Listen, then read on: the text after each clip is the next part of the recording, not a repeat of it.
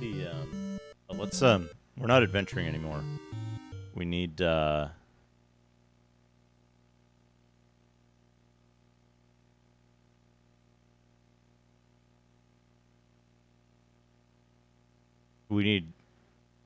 magazine reading music.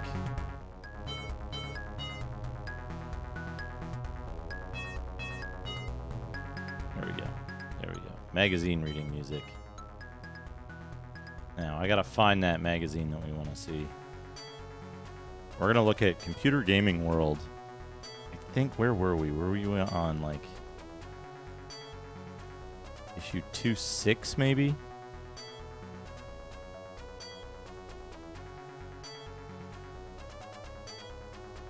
Issue 2.6 is a really good one. Let me make sure it's the right one.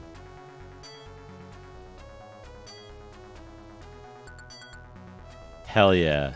2.6 is the correct one. We got a real treat in the cover art of Computer Gaming World.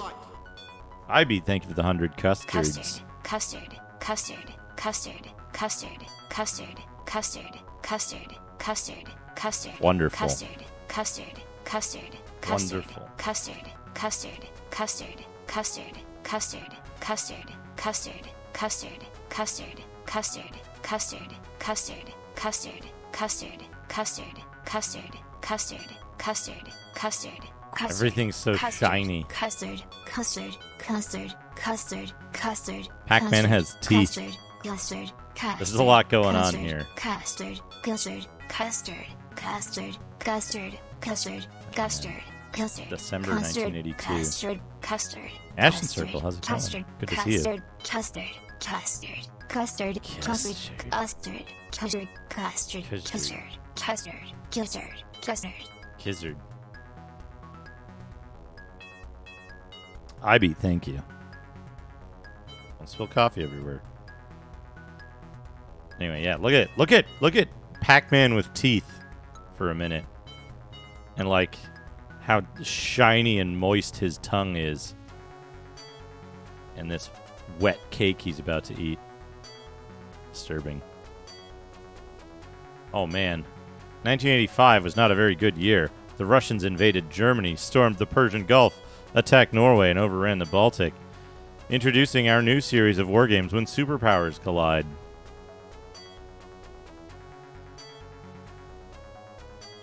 Yeah,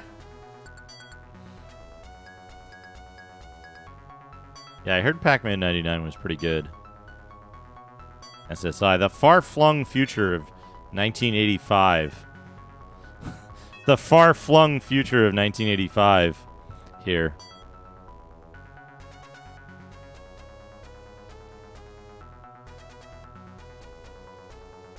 Yeah, history of wargame design, Japanese strategy and Guadalcanal campaign, War for the Atari, Eastern Front, Star Maze, Legionnaire,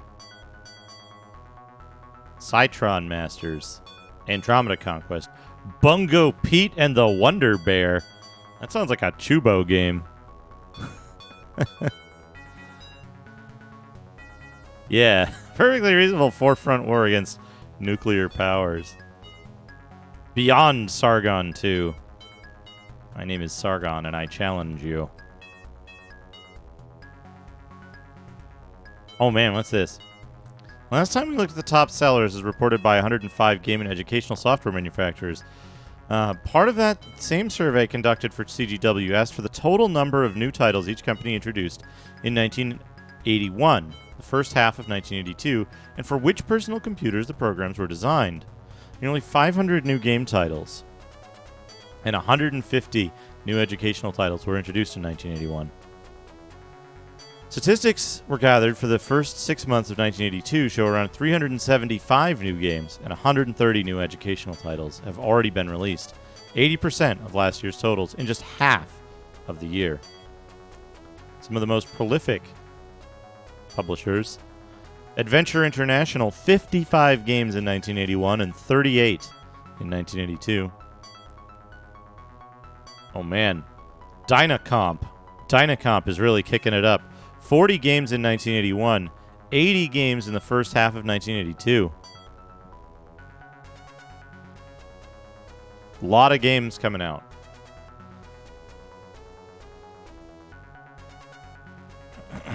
What do we have here? The Apple getting 231 in 1981, 191 in the first half of 1982. 28.6 market share. But losing ground to others. TRS-80 doing very well. The Atari also doing very well. Commodore 64 not out yet at this point.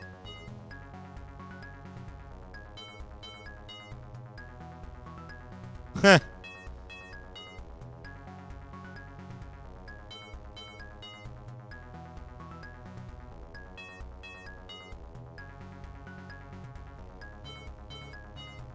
Dear Editor, in software piracy, the slaying of a Hydra, Roe R. Adams, the third, exhibits tunnel vision. Neither the behavior nor the realization of those who steal programs is unique. Every day, there are other individuals who violate moral values and rules and make elaborate excuses. The core of the problem is not the cost of the software. It is the soft morality that accompanies the belief that others are not to be trusted and that moral codes may be violated if one feels put upon. While teaching philosophy, blah blah blah blah blah blah blah blah blah blah blah blah blah blah blah blah blah. Thank you for your refreshing letter.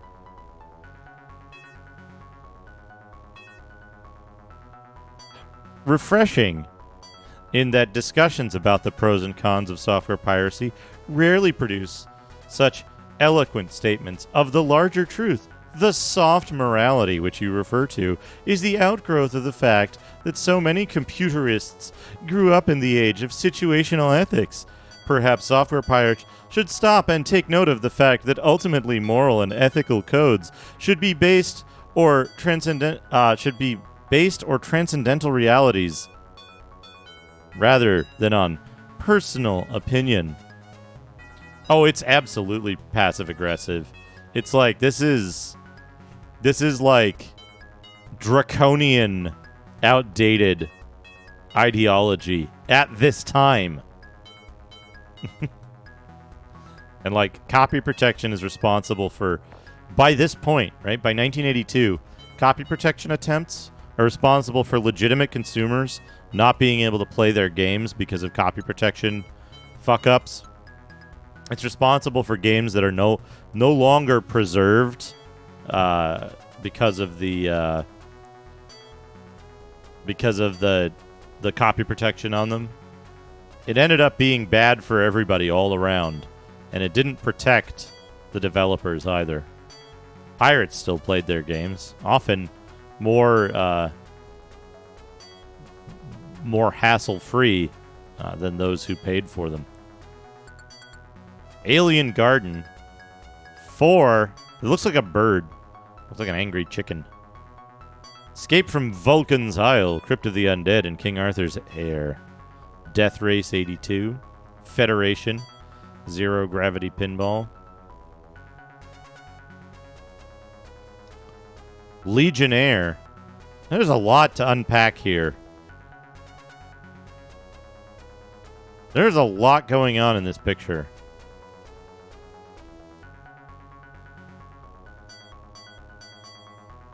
It looks like this guy got stabbed in the butthole, too, with a spear. Like, ow. Ow. What do we got here? Teleport. How to write an Apple program. How to write an IBM PC program. How to write a TRS-80 program. Money Munchers. Unsurprisingly, Money Munchers is for the Apple, too. Mars Cars, Kamikaze, Klondike 2000, Shuttle Intercept, Thorolian Tunnels, Final Conflict, King Cribbage, Star Traders. Wait, Star Traders? There's a Star Trader for PC 8898, which is interesting.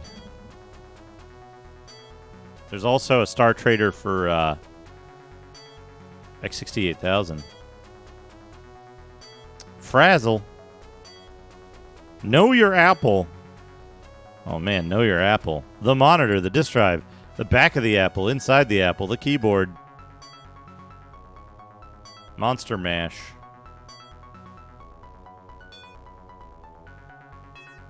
I'm pretty sure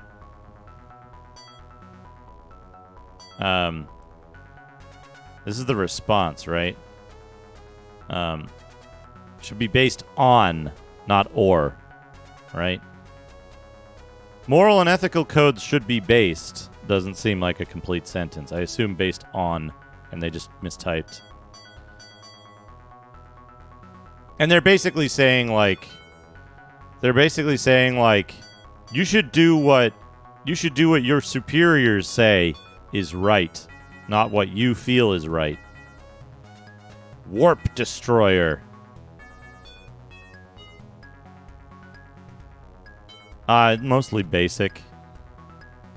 Picnic Paranoia. Tubeway. This is good for those who live in across the pond, as they say. This is what that tubeway looks like, right? That's what they call it. What do we got here? Protector 2. Frogger. There's Apple Frogger. Claim Jumper. Starting to get some decent graphics.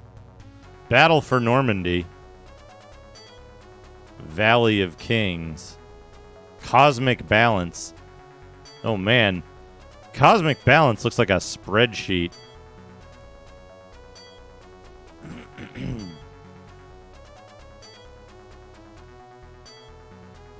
What we got? Hobby and Industry. They're moving. They're moving from Anaheim to Anaheim. Yeah, I think they're losing the battle for Normandy at this point, based on the map.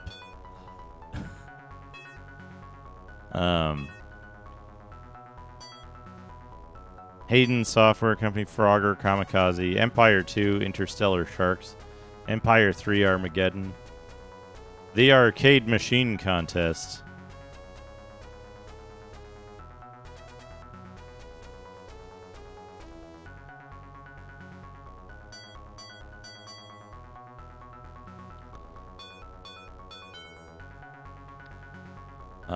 David's Midnight Magic, Genetic Drift, Bomb Alley,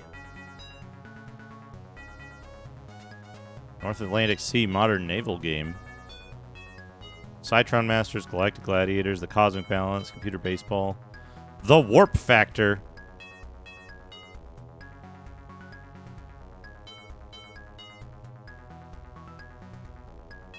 yeah, they might have been, they just started, that's true, Ashen Circle.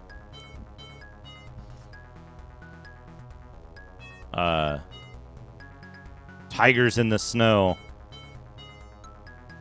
Computer Ambush, Galactic Adventures, and Epidemic, Joystick, Floor Stand. One of the things, by the way, that's kind of interesting here is at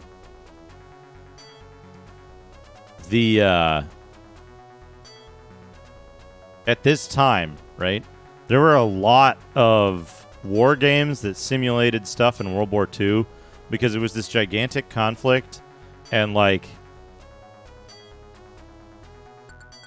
people wanted to go back and kind of like, basically, as far as I can tell, people were really interested in what if scenarios and also like beating the Nazis again, because that was a popular activity still, which is interesting to me. The history of a war game design. Here's what it looks like when you're designing a war game. Yeah, we're talking about the Tubeway. It looks like this. Hey, Jessica, how's it going? The Tubeway. Here it is. We talk about people getting down in the Tubeway. It looks like this. It's your morning commute.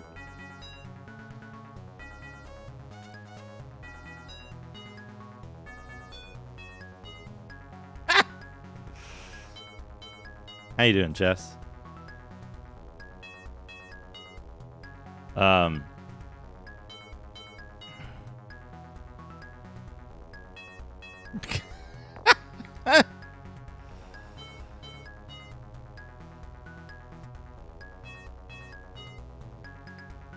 Chubway. This guy. Look at this guy. That's what it looks like when you design war games.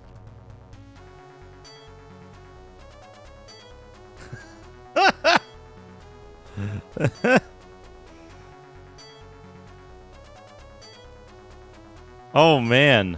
Oh, man. Hold on a second.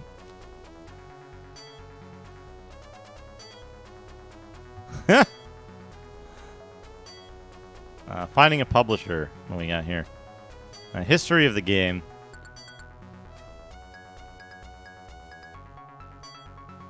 Oh.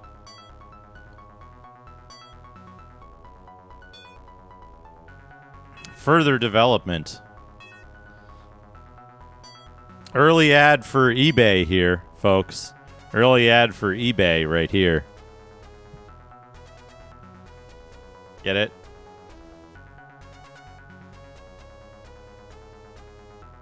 Early ad for eBay. Ads. The Games Network in Los Angeles.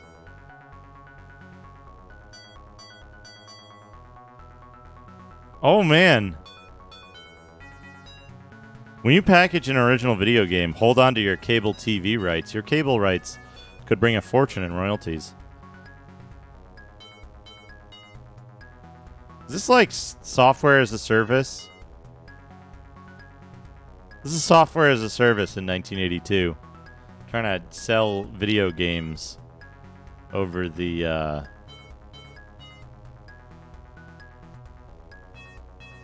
cable. Did this actually work? Did they ever make this happen? The Games Network?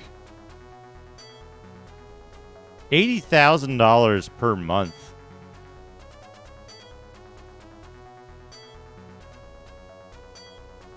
The Silicon Cerebrum. We defeated the Silicon Cerebrum last night as part of Metroid. Part of Metroid. We beat the Mother Brain, which this is. Apologies. I want to apologize for not having a column in the last issue. Okay. A decision-making method. How to program. Here we go. Folks, if you want a program, here it is. Just a brain on an IC chip. Oh, man, there's a lot of stuff in here. I don't want to look at math. It's Sunday. I don't have to look at math on a Sunday. Real world gaming. Here's what real world gaming looks like, folks. Just sitting outside the planet with your computer.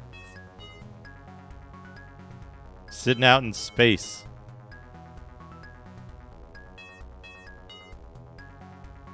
Real world. Also having that good mustache. Good mustache, and I know it's because they did this weird, like, tracing thing with the thing here, but it looks like he has, like, completely disconnected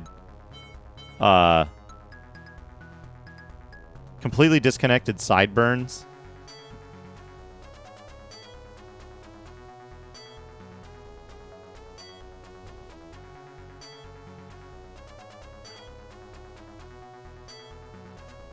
Not mutton chops, because mutton chops would be like if they like did something else, right? Yeah. The floating mutton chop. Space mutton chops.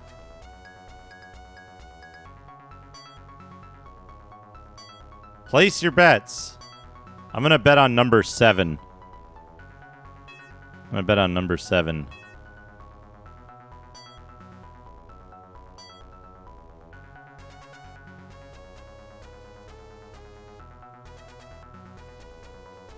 Botched Nike swoosh tattoo. Japanese strategy in Guadalcanal campaign. I don't know what that means. It's like the American ships are on any kind of mission and they will always fire first. Fire is not simultaneous. Ships which are damaged in the first round of fire will have reduced capabilities when they fire back. The deadlines, the deadliness. Japanese torpedoes can get their first shot and still be seriously damaged or sunk by the Japanese return fire. You should note, however, that ships do not sink until the combat round is over. If a ship has sustained enough damage to be sunk, it will continue to fire with what guns it has left and then sink when combat is over. Oh, man. Like, high-tech strats for the Guadalcanal campaign. 4 for the Atari. Hockey and Soccer. Seamus. Attack It. Epsig 4. 2-player arcade game. The 2 players act as a team. Hockey and Soccer are similar to the VCS games. Seamus is an arcade game reminiscent of Berserk. Some interesting twists and vastly superior graphics.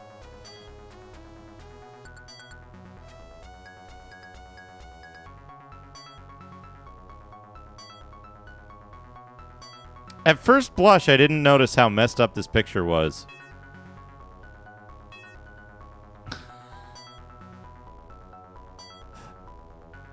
Alien elf robot Santa and these crazed fucking reindeer. Robo reindeer.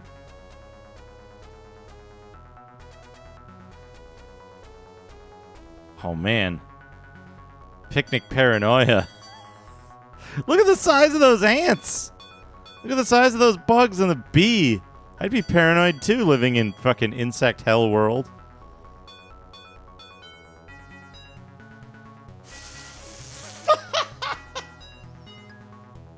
What does that even say? Does that say fart apocalypse? No, it says fort apocalypse. It's the precursor to Airwolf.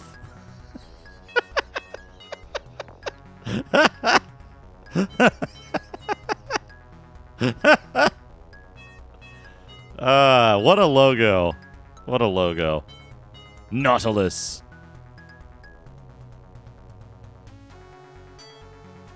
Chick N. Or Chison. I'm not sure. The fox is throwing eggs at the chicken. This is a reverse of a game that we saw Chubo play recently. Where you were playing as a weasel and the chickens were shooting eggs down at you. Yeah, that's pretty messed up. I feel bad for Chison. Slime! It's just a boat exploding in the middle of a slime ocean. Protector 2. I thought that was a chicken as well. But it looks like it's just a flying fortress. And things shooting missiles from the ground. Clam Jumper. Oh, man. And that snake's there to just complicate matters. Dude Racer. Dude Racer. That's good.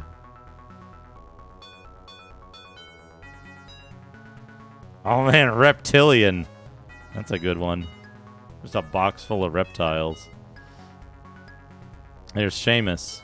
There he is. Throwing his golden knife at the combat robot that guards the key. A lot going on in this picture. Synapse certainly delivers. Dude Racer and Fart Apocalypse. Eastern Front scenario options. Additional German units. Oh man, how to hack your game to make it harder or easier. Or imbalance the campaign. Microcomputer Mathemagic.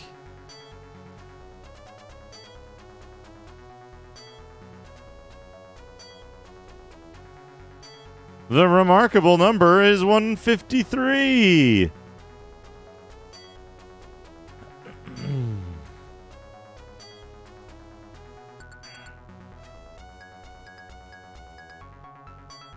It's one of those,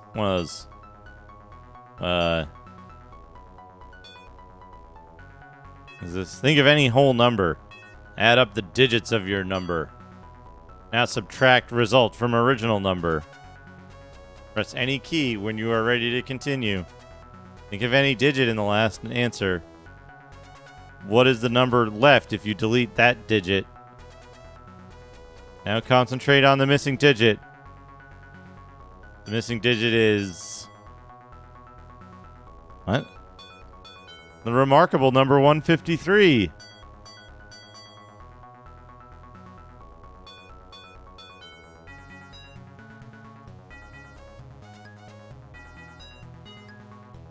The ultimate in fantasy. Ultima 1, the original. Castle with 2 moons. Now available for the Atari. Ultima 2. The spaceman with the ray gun stepping through the time door. Getting menaced by the blugeless demon. Star Maze. Here we go. Here's Star Maze. Legionnaire. There's one of those weird solarization tracing drawings. Star Maze, a high-res arcade game made by Surtec Software.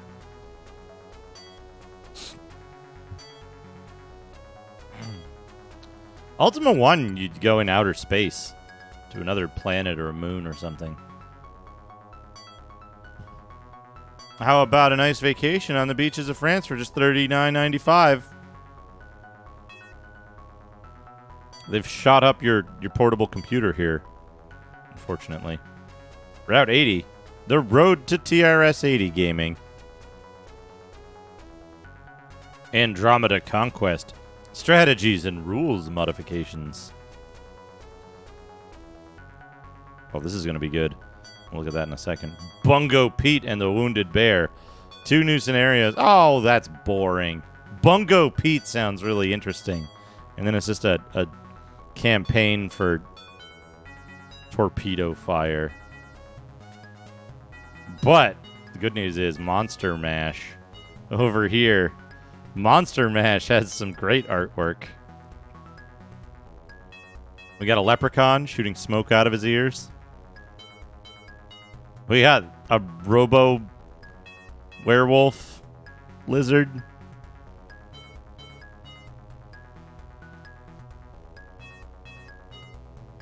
We got a good snake.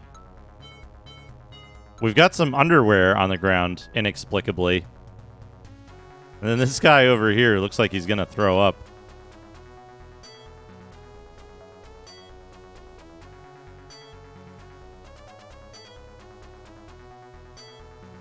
That's good art.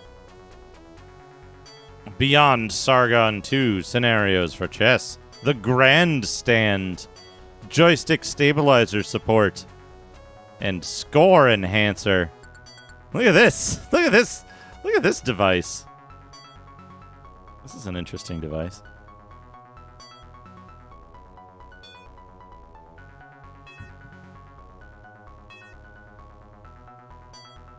The perfect gift for the avid video gamer and an attractive addition to your TV game machine.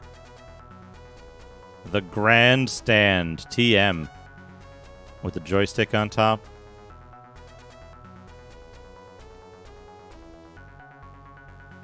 Adapts to all popular joysticks. Hey, Mac Apple, how's it going?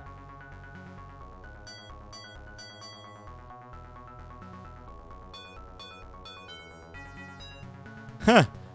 The title of this article might seem absurd, for, after all, how can there be scenarios in chess?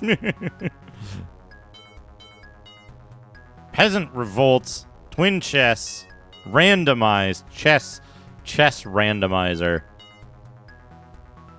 Chess randomizer. Oh man, this is good. Nothing like it before, nothing else like it now.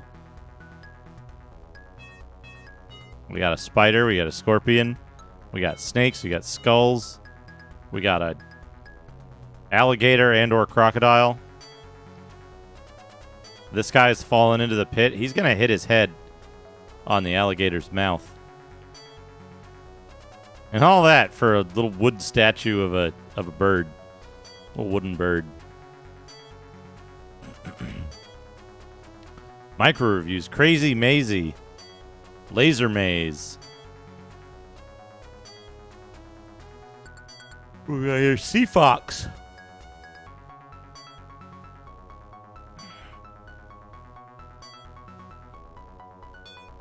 Soft Side. Computer awareness in education. Cats.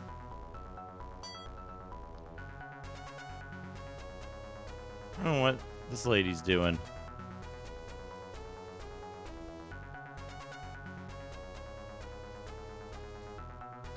What the fuck is this? Type this code. They like give you code to type in. Abcadabra. I do this almost every stream.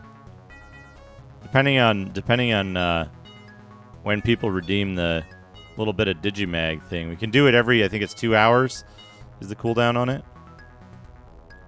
And if you have channel points from continuing to watch, do you get bonus channel points for like cheering and subscribing and stuff? Yeah, here we go. Look at this. Computer Gaming World Top 10. Number 1, Wizardry. 8.25. And Knight of Diamonds is already out. The second scenario at 7.66. Oh, man, look at this alien. Yeah, the alien is good. But unfortunately, the game looks like this. Just completely inscrutable. Who should act? Commander Clark. Is this FTL? Is this FTL? But like turn-based ancient FTL? I bet there's a game that runs quite a bit like FTL. Here we have it. It is the best kept secret in the software industry, in the game software industry. Avalon Hill. Previously, they would advertise themselves as the #1 maker of adult software, adult game software. Here's the color version of the Legionnaire color, VC, a Vietnam game here, of some kind. The Sorceress. You know, I'm feeling a little bit of a disconnect between the title of this game and the image on the cover. It's called Sorceress. And it's in space. What, was Moon Patrol on here? Oh yeah, Moon Patrol. Hell yeah. I played Moon Patrol in the arcade. I remember they had a Moon Patrol game at a Chinese restaurant, which was interesting. Yeah, in previous issues, they would refer to themselves as the #1 adult video game publisher. Andromeda Conquest, Talonguard. I like the cover art for Talonguard. It makes me want to play that game. What kind of game is it? Dungeon adventure in a mysterious underworld with 50 levels of ever more complex mazes to explore. Real-time fantasy and role-playing game. Sounds like my kind of game. Oh yeah, that's right. Whiskey Tango Foxtrot. Look at these. Empire of the Overmind. Controller. Look at that cool dude. Slocks and Bonds. Tanktics. Galaxy. Galaxy Brain. Knockout. Baseball. Midway Campaign. Foreign Exchange. Debaw Poker. Acquire. Computer Acquire. Nuke War. Uh-oh. B-1 Nuclear Bomber. Shootout. Guns of Fort Defiance. Tank Arcade. Planet Miners. Bomber Attack. Football Strategy. The River Line. Lords of Karma. Road Rager Bowler. Road Racer Bowler. I always want that to be a single game, but it's not. want that to be a single game. Road Racer Bowler. Where you drive a car and then you have to, like, bowl out the window. Yeah, Lords of Karma does kind of look like a fire rock.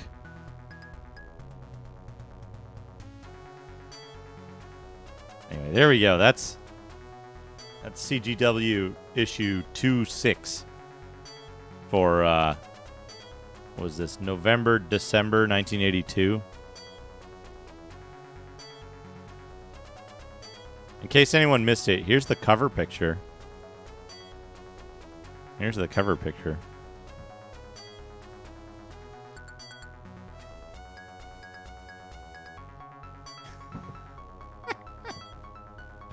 It's Pac-Man. It's wet, sweaty Pac-Man, oily Pac-Man, eating some glistening cake.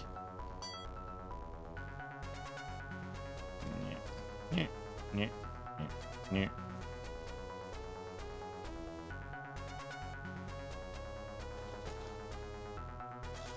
some Cheez-Its.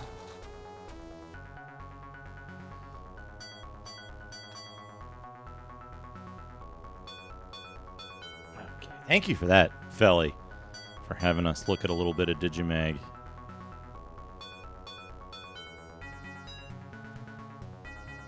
Yeah, it's a good way. This is a good way to, like, think up and remember stuff to look at later when we do, like, exploration streams and stuff.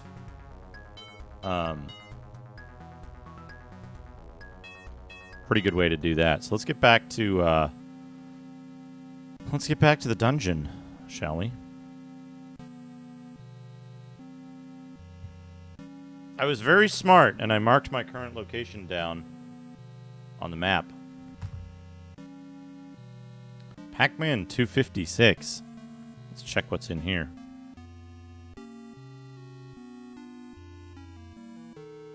Okay.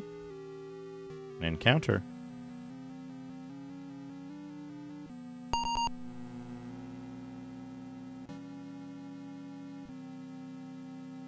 Is there 2x3? Yeah.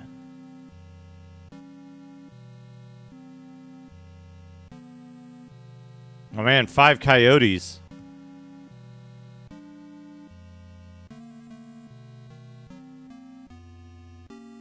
This is the floppy drive emulator.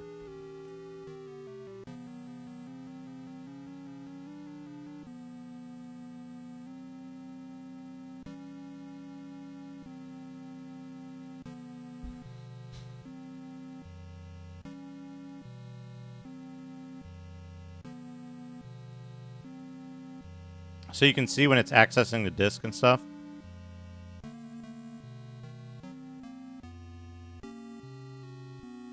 Flemu.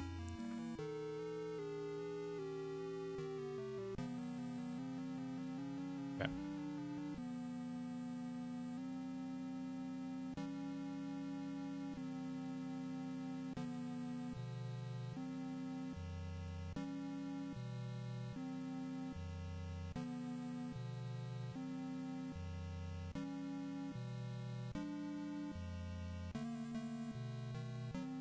Okay.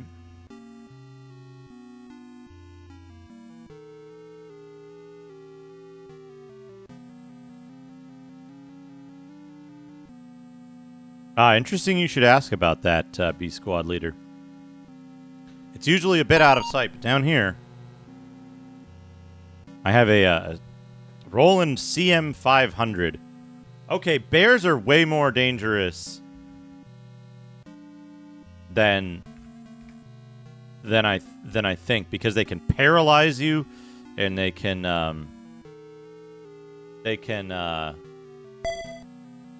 poison you, just like regular real bears.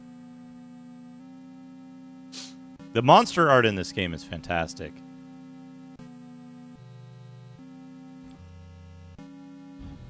Lorto. Oops, Lorto.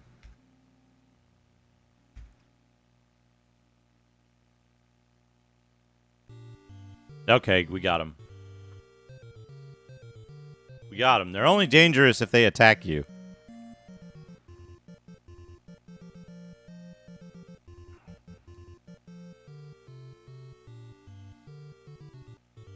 $1,540 experience points. What a haul. What a haul. Okay.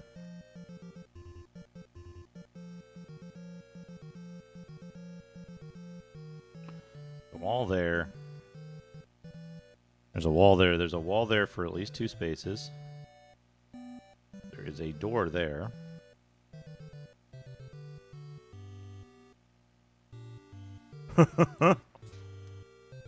Dad is pretty good.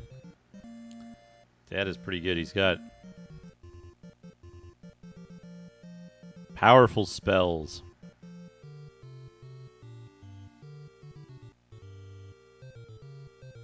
This is a door. These 2 spaces are wall. That's a wall. Yeah, those are there. The door there.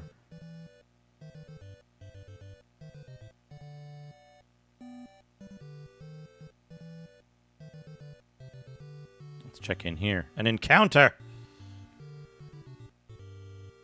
Uh-oh. 6 kimonoed men.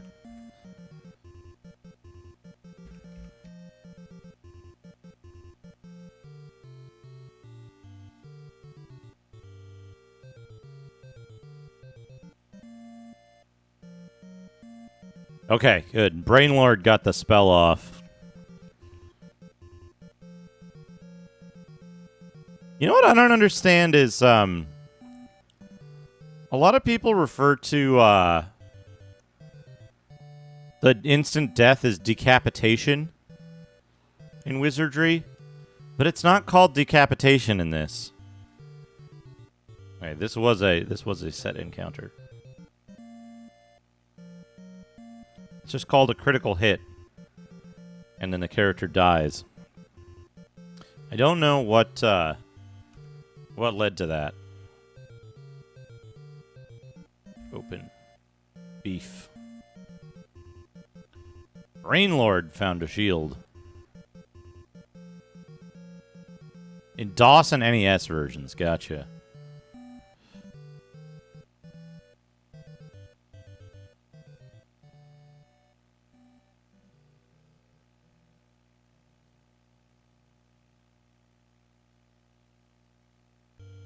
Or I should say, I don't think it's happened to my party yet.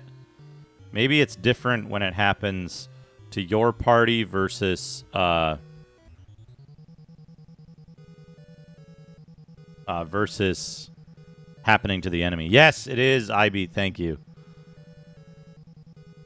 Thank you. I forgot to start it up again. Like I said, I'm a little out of it today. I'm a little, you know.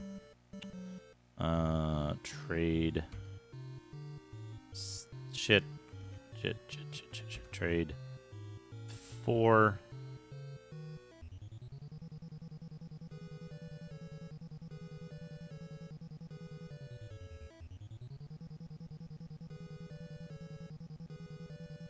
Identify the shield. Failure.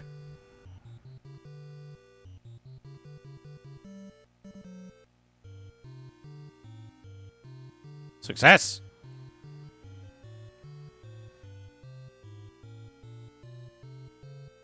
Tis a shield +1.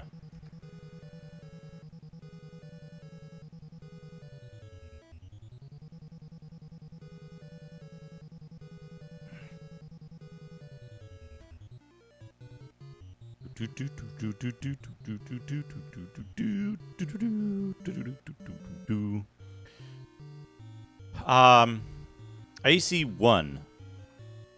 Equip. Longsword +1. Plate mail. Shield +1. Helm, right? Did I do that right? AC 0. There we go.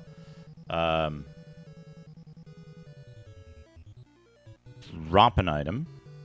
3. Dropped. Drop an item. 4. We don't need those, and we don't really need the money. I'm selling them, so we just clear up our inventory a bit. Drop 1. The extra long sword. Did Dad have an extra long sword? No. He's just got the magic stuff. Berserker! We'll keep all of Berserker's stuff just in case we need it at some point.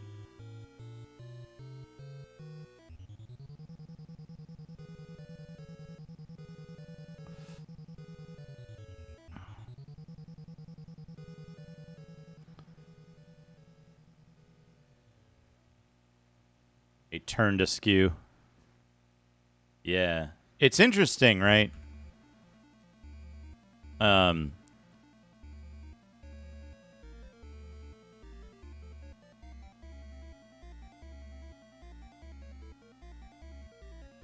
We kind of fix our ideas of what makes something contemporary or retro or not. And this is dangerous. It's interesting to me because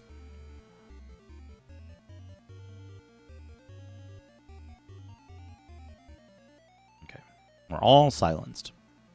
It's interesting to me because, like, there's a bunch of stuff that I wouldn't have originally considered to be retro that absolutely is now, right? So my approach to it is, if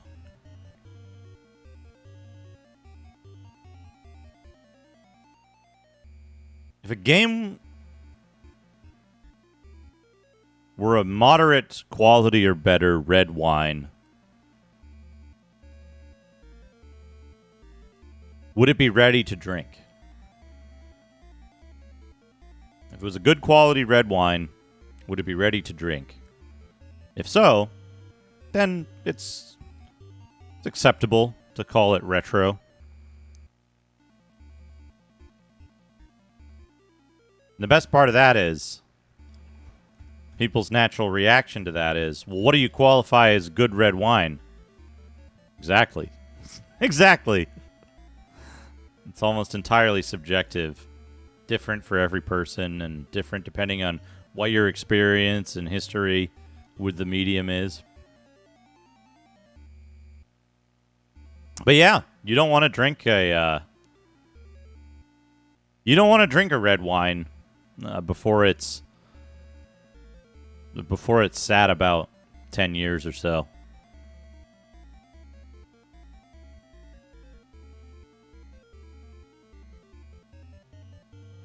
I like some red wine. I don't drink much of it anymore, though. My tastes in red wine are, like, literally the cheapest, or, like, one of the most expensive. I appreciate both.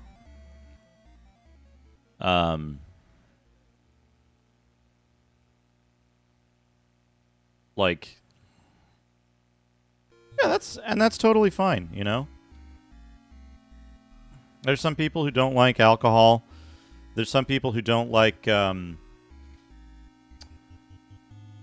some people who don't like strong cheeses. That's fine, you know? But yeah, my favorites in wine are like literally like $2 Chuck, because it's not terrible, right? It's not the worst. And then the other one, the wine that I had that I liked the most was Chateau Margaux, which is like I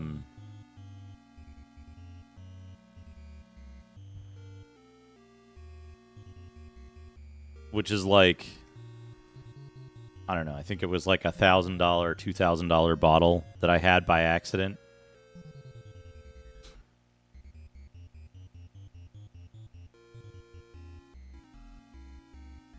Here's the thing, right?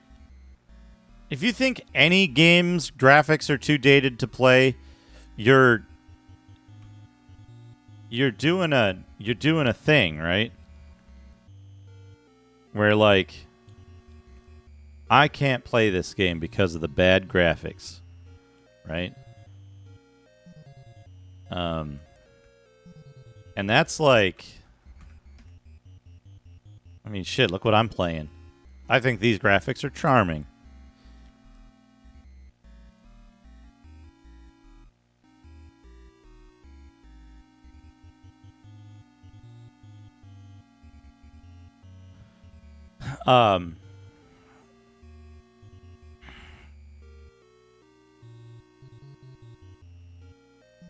Okay. Normal, as expected here.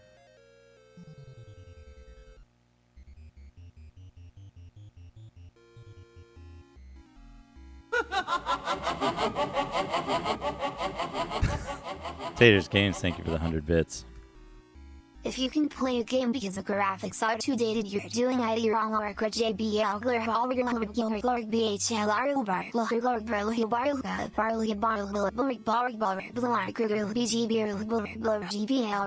exclamation mark dollar hash at dollar exclamation mark at hash dollar exclamation mark at hash percent exclamation mark hash dollar percent exclamation mark at hash Hash dollar percent exclamation mark.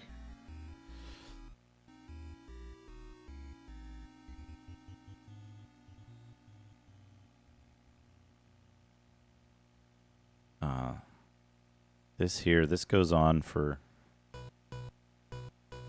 another 1, 2 tiles at least.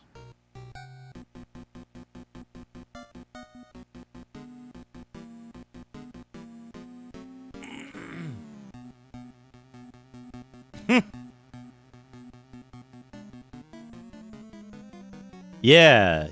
The thing is, like, your concept of graphics are going to change depending on your experience, right? And the time in your life. Like, I've been making a conscious effort to learn to like more things, because the more things that I'm able to like being discerning in your taste is a trap, because it means you enjoy less and less things. You become more bitter and distant, and you become more isolated in your preference, right? Just in order to feel superior. That's all you're doing is like, well, I'm better because I only like good things. But if you constantly expand the vocabulary of things that you can like, and you become better at finding something to like in different pieces of media, now all of a sudden you're expanding your horizons, and you're like, I never have to buy a game again because there's a billion games I haven't played yet that are all interesting and fantastic to me. And you never sit down and think like, man, there's nothing I want to play right now.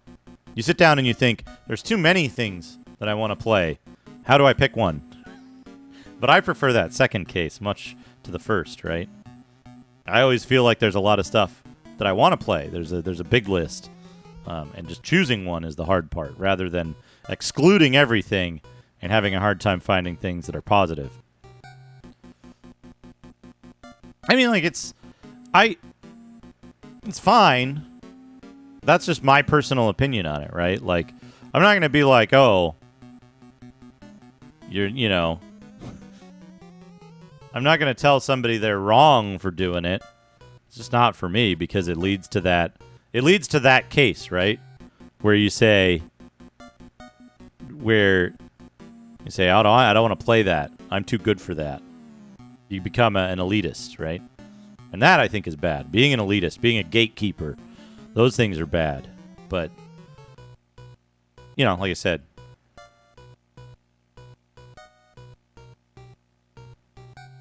it's like, it's totally fine to recognize what you like and dislike, right? But the discerning part, right? Being discerning, it's a trap, because it means you get in the habit of shutting off avenues of enjoyment, right? Because you say, oh, that game's too childish for me. Or you say, oh, that game's graphics aren't advanced enough for me. Or you say, that game is too newbie friendly. It holds your hand too much. Or you say, yeah, that game is too anime for me. Or you say, that game has too few quality of life options. You eventually narrow yourself down into the games that I like are the ones that I have positive nostalgia for. But in the meantime, like for me, my personal preference is to say, oh, well, I don't like a lot of things about this game, but I think the theme is really cool. So I think it's worth playing through. I think it's worth playing through this game, even though I don't find the gameplay particularly very pleasing. I find it thematically very cool, or it's historically very relevant. For example, I played through Castlevania last night, right? It took me about an hour and a half to finish it because I kept restarting because the game, I think, plays best if you don't die from the very start of the game all the way to Frankenstein. But, and it's like, I had a good time with it. I don't particularly like it. But I really like the theme of Castlevania. I love the graphics of Castlevania. I like the stages and the way they're put together and the map and all of that stuff. I like the sound and the music and all of those things. I just don't particularly enjoy playing the game, but it was worth playing through it because I enjoyed everything else about the game that was the reward for my playing it, right? So that's the kind of thing where it's like, you know what? I found some stuff to enjoy in a game that I don't particularly care for playing, and by doing that, I had a really good time with it. Hey, Easy 8, how's it going? I had a really good time with it, despite the fact that it's not a game I enjoy playing. I still had a really fun time playing it. And I look forward to playing more Castlevania. Where was I? Where am I? Turn right. Am I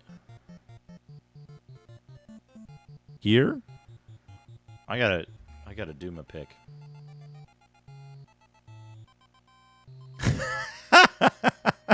Yeah, exactly. Media peaked when I was at my most emotionally vulnerable and most open to change.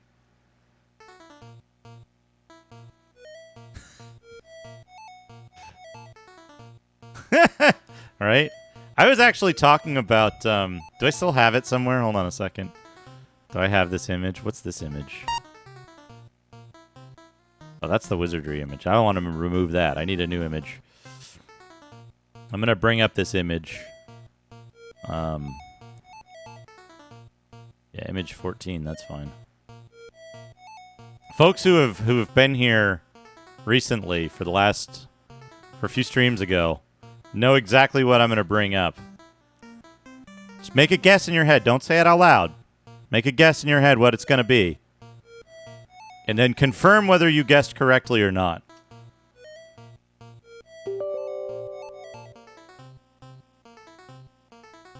Anybody remember this? Remember this album? Anybody remember this?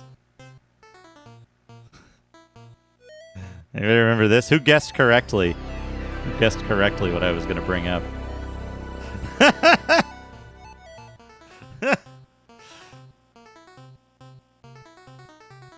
I brought that up as a I brought that up as an indicator of like it's really the only one worth having, I think. I'm pretty sure, if I remember correctly, they went downhill after the first album. At least in terms of accessibility. But that's the cross section of wait, where am I? 5 east, 15 north. I am here. And this says turn right. R.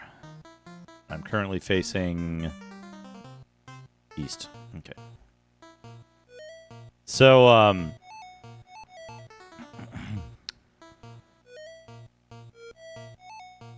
So the big thing is, right?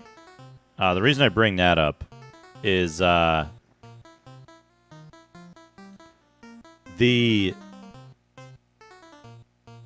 okay, we're facing east. If we look south,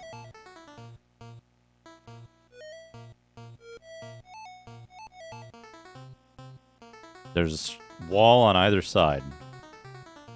Yeah, we saw that. That's there, and that's there, and this goes up. And as expected, it has a corner. Likely the corner has a door there and a flat there. But we'll find out. Okay, there. This goes down here. 1, 2, 3 more spaces. 2, 3 more spaces. Possibly a fourth, yeah. So this just fills in here.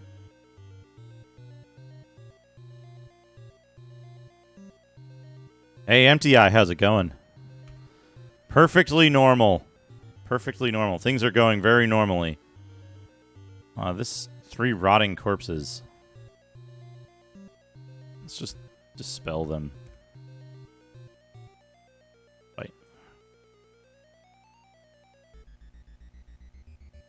Oh, that's not good. Dad kills one, though. One dissolves. We got paralyzed beef.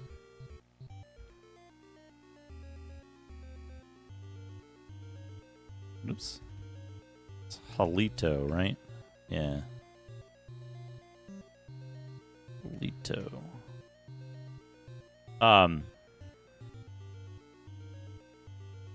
I was starting to say something. What was I starting to say? Oh, right. The intersection of like music and video game and other media, and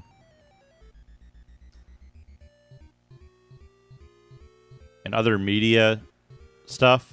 That kind of intersection of like those things meshing together.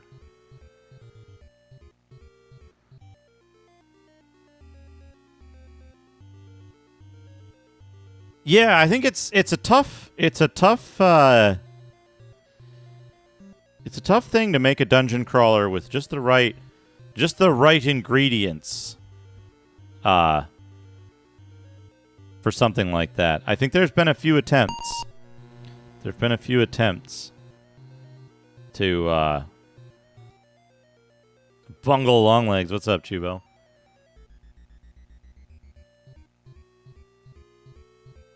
Paul wants to destroy a document. We can do that. I'll just leave the timer running while I do that. We got the scissors right here. I tightened them a little bit, or I tried to. We'll see if it's worked. But, yeah, oh, Chubo wants to think. Let's destroy this document first, and then we'll think. That leads into what I was starting to talk about anyway.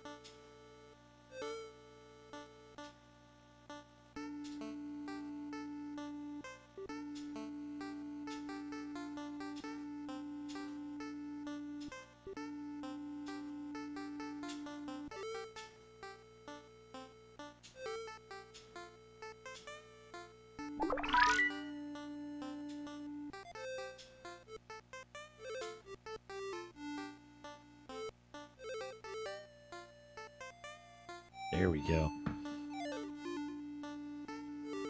Thank you, Paulsh, for destroying a document.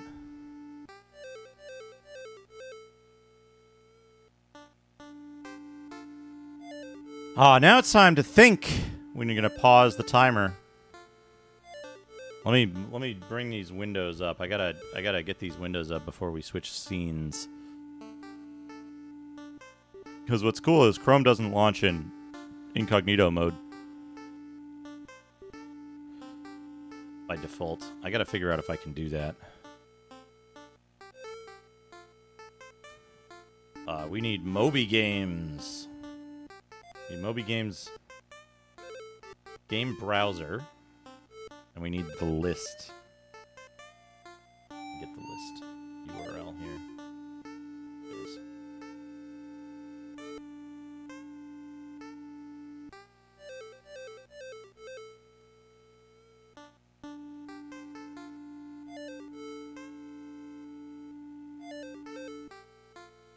Think.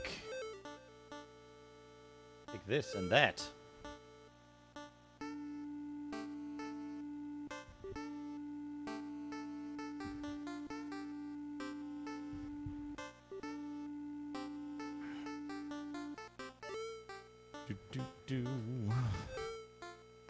Yeah, the rights to Wizardry 1 through 5 are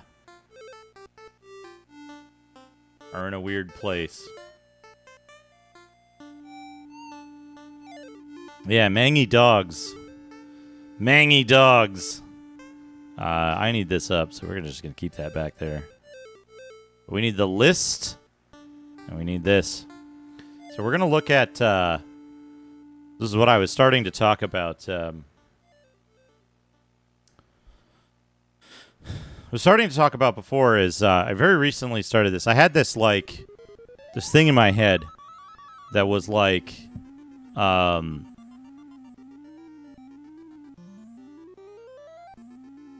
hold on, we gotta load thinking music. We gotta load thinking music.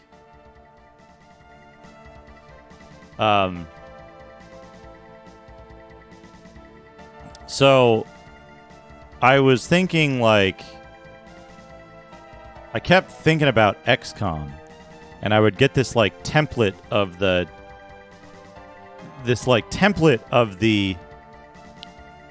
screen layout for XCOM with, like, the bottom right, the bottom left, the buttons in the middle, the isometric view.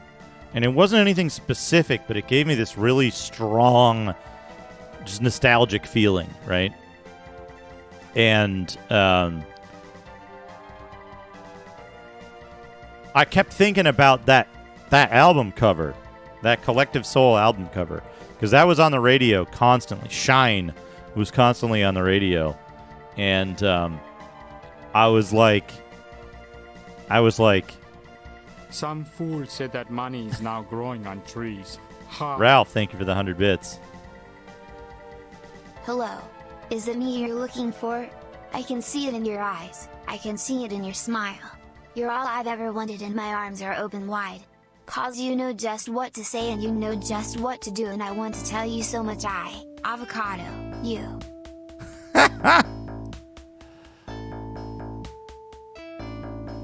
Ralph, thank you for the 100 bits.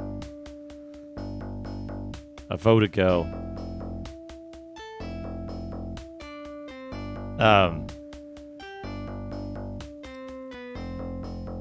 Wait, why did it advance? Oh, because I have it on shuffle. I don't want that. I want this. Yeah, you gotta get the actual emoji out for it to do it. You gotta get the whole emoji in there. So I had this this really strong nostalgic feeling and memory of like what games I had played at the time. And I kind of wanted to start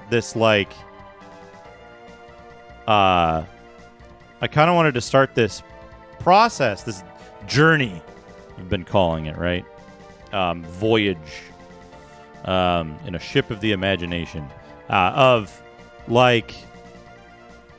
looking up all the games that I played back in the day, all the very old games that I played, and trying to figure out, what did I play? What did I actually play?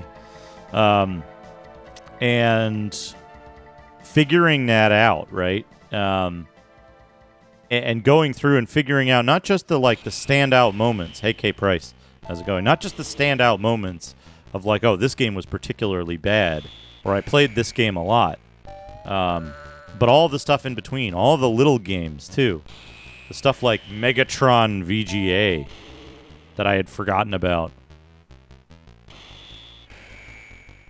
Shoot 'em up on DOS with a gray background. Space Goose. Cuba, thank you for 11 months with Prime.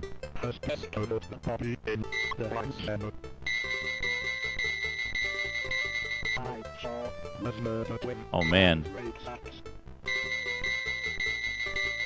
This will be good.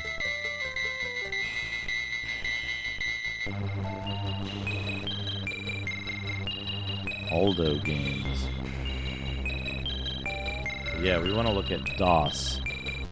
The laws of T is of the IP spells that do not function on this DOM. Plani ultra reality nimel summoning astrol. Spelog recapodiman charlit of. Sastrek communicomune with natural contact higher. Planadua mention do divination draw me haes. Thank you, Cuba. I appreciate it. Wall of fire, wall of fire. Ralph, thank you for the Give 100. me a word. Give me a sign. Show me where to look. Tell me what will I find? What will I find? Lay me on the ground, or fly me in the sky. Show me where to look. Tell me what will I find? What will I find? Whoa, heaven, let your light shine down. Whoa. Oh, man. Man. Thank you, Ralph, for that. Speaking of nostalgia, the song just how I remember it. So yeah, we're going to look at... Right. I forgot to put on manual playlist events. We're going to go back to Lemmings. Okay. We're going to look at the top 250 games from 1994. Previously, last stream, we went through a few years. The one before that, we went through a few years. So we got from about 86 to 1993. We looked at the top 250. I'll probably do a stream next week sometime to go through the full lists, starting with 93, because we did full lists for 89, 90, 91, and 92 on a previous stream. But we're going to look at these and see what... adult film cameraman. Here's a game I had. Alien Legacy.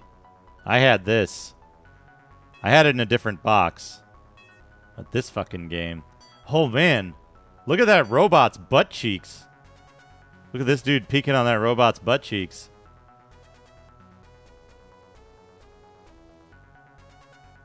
Get advice from your officers. You have a colony to manage. This is like the management screen. It's extremely zoomed in and hard to deal with. And then you fly around in 3D ship action. Except this part is turn-based. It might look like a flight sim. It's turn-based. You hit a key and you go one step.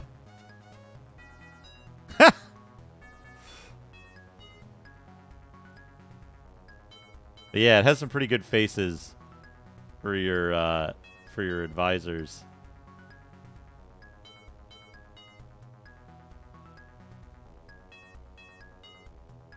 I mean, there's like a 3D view of the thing.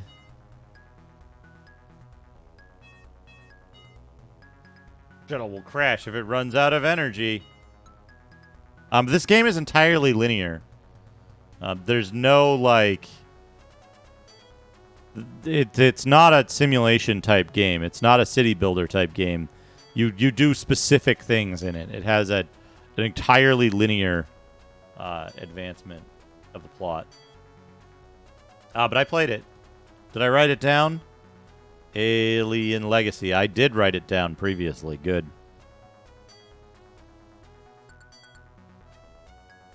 What else have we got here? Alien Olympics. Oh, Alone in the Dark 3 I had. I sure as hell had Alone in the Dark 3.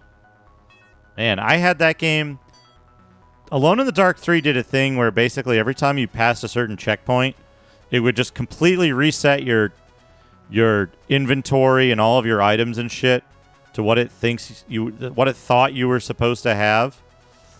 I don't think Macaw has played it. I think maybe Captain Clever played it. Or maybe he was thinking of playing it. I keep trying to get Macaw to play it.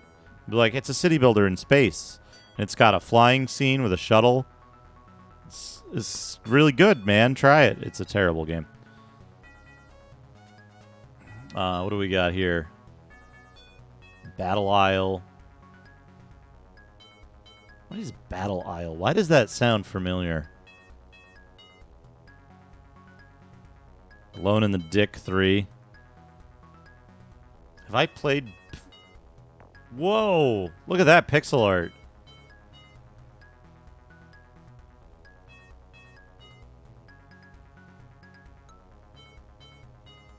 And then it goes to, like, rendered stuff. I have not played this. This looks like Dyson Ryaku.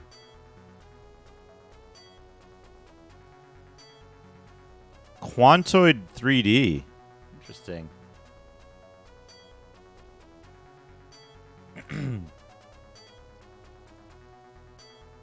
Blackthorn. I played a demo of Blackthorn a number of times.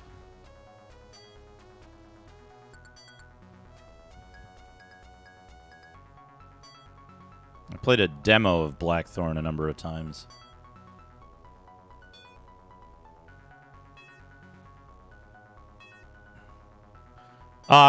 Robinson's Requiem was on DOS, Amiga, and 3DO, as far as I know.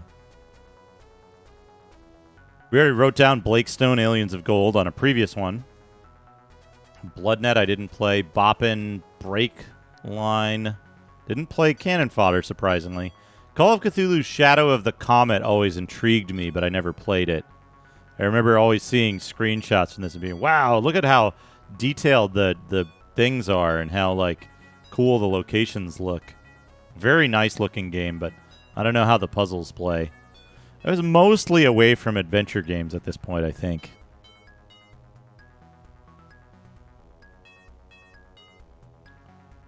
Oh, I just remembered,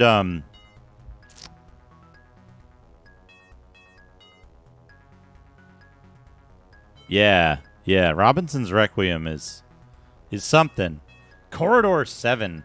I'm pretty sure I played that, right? Did I write down that I played it? Corridor 7. I'm almost certain I played this. By Capstone. Did I write it down, though? No, I didn't. I didn't write down. Whoops. There we go.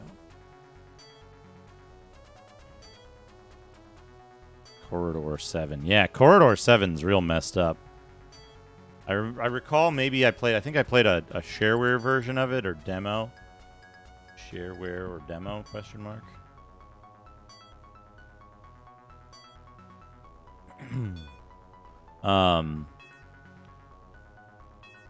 Cosmos Cosmic Adventure we saw earlier.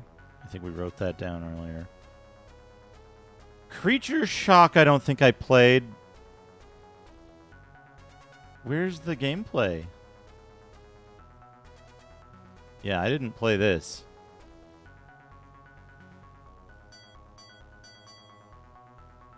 I didn't play that.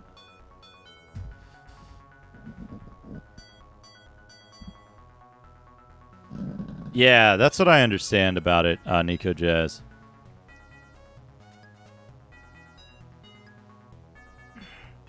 I'm very proud of you, Reg. Congratulations. Here's one. Here's a game I fucking had the demo of from a CD. I don't remember what CD. I played the demo a bunch, and I was like, I should get the full version of this. And then when it came time to decide which game to get, I didn't get this one ever. I always decided against it. It's got FMV. It's got these fucking muscle dudes. It's got this fucking picture. You, the cybernetic warrior, Havoc. And then it looks like this. The interesting thing about this game is your mouse moved your target around.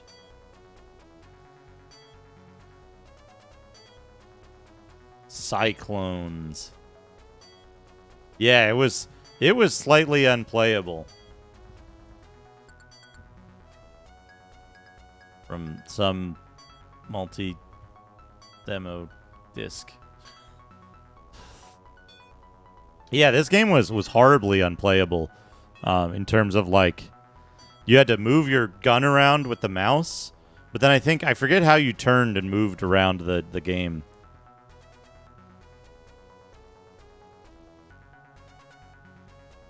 It also ran incredibly poorly on whatever computer I had at the time.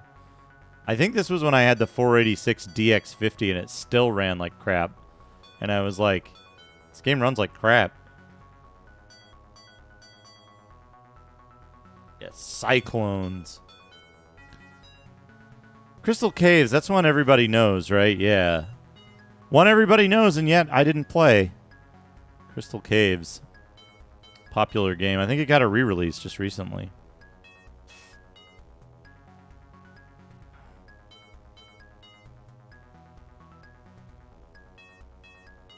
Crime Patrol. What is Crime Patrol? Sounds familiar. Sounds familiar. Nope, I don't remember this at all. FMV game. Yeah, what's funny is I played Cyclones later on a Pentium 90 and it still ran like shit. It still ran like shit. Delta V, Desert Strike, Return to the Gulf. D-Day, beginning of the end. Dark Seed, I remember seeing I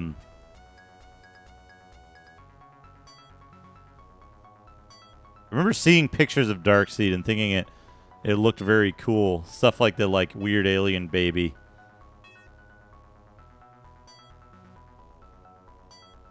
But I never really I never played it. Oh man, it blows my mind that Dragon Lore was out at the same time as these other games. This fucking game. Dragon Lore. What a game. Yeah. Dragonsphere, Dreamweb, Dune 2. We already got Doom 2 written down. Dune 2. I played Doom 2 as well, right? Doom 2. Oops. I played Doom 2 as well. I didn't like Doom 2 because it felt weird. They added one weapon, and I felt adding one weapon and two enemies or something. Didn't feel 2 or 3 enemies.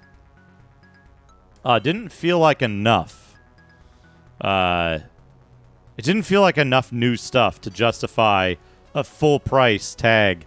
One, you could get the shareware version of Doom that was the best part of Doom 1 for free.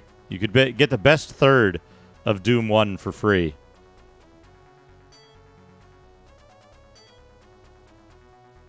Dragonsphere's cover art. Oh man, yeah, look at that.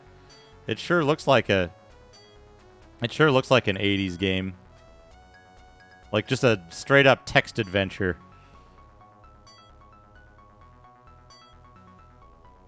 The Elder Scrolls Arena. I had that.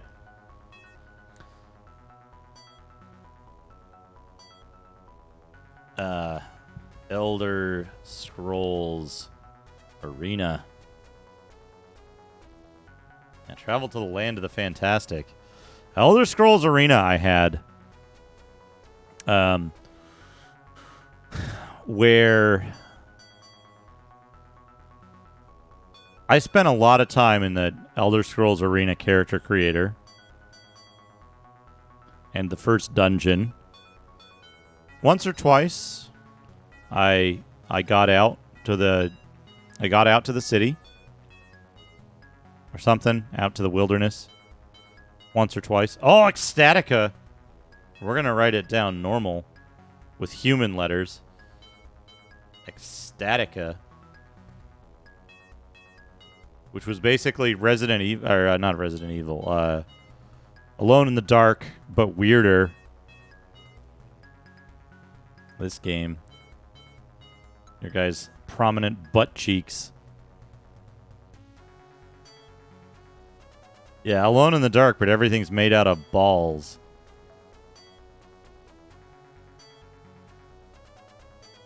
Oh, man. You're one of them. Also had voice acting and was like... The voice acting was surprisingly good despite being, like, sparse.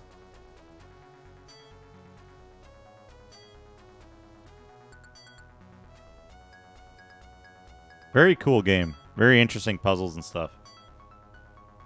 Very atmospheric. And the weird graphics, like, didn't... They didn't... In my opinion, they didn't,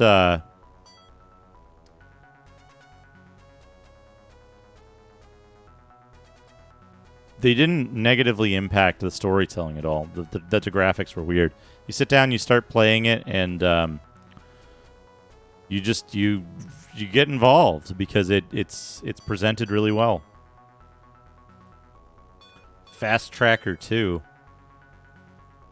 I spent a lot of time with Scream Tracker 3. God of Thunder. Did I put God of Thunder on this list already? Thunder. I didn't put God of Thunder on this list yet. God of Thunder. Shareware only. Fantastic game. Really, really good game. Dr. Radiaki. Yeah, oh. The Fortress of Dr. Radiaki. This one. This is a game I didn't play. I remember seeing advertisements for it. But, this might be made in the Pie in the Sky engine or something. But it had, I remember seeing this art a lot.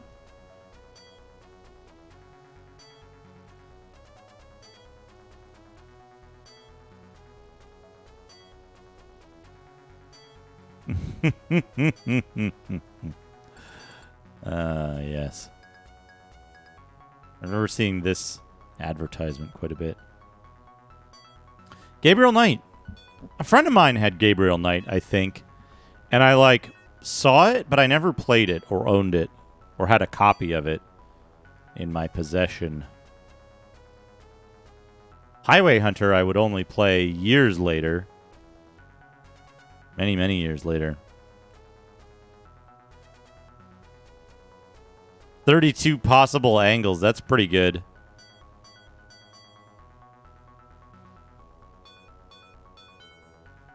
The Incredible Machine 2. Inherit the Earth. Quest for the Orb. I think this is the one...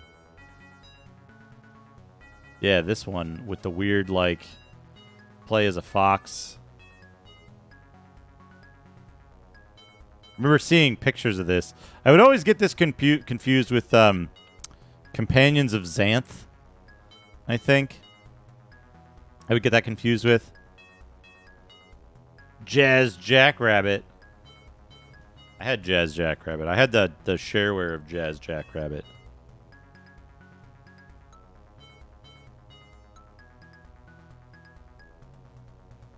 This is when I started having a lot of shareware games. What is the Koshan Conspiracy? Why does that sound familiar?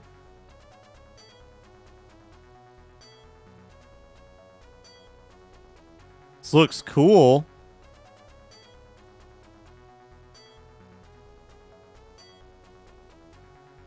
This looks cool, but I've never played it. Look at this pixel art. Holy shit. Holy shit, look at this pixel art. This is fucking cool. I think this game might be extremely inscrutable, though. Death. The end. Death has got, like, metal sunglasses bolted onto his skull.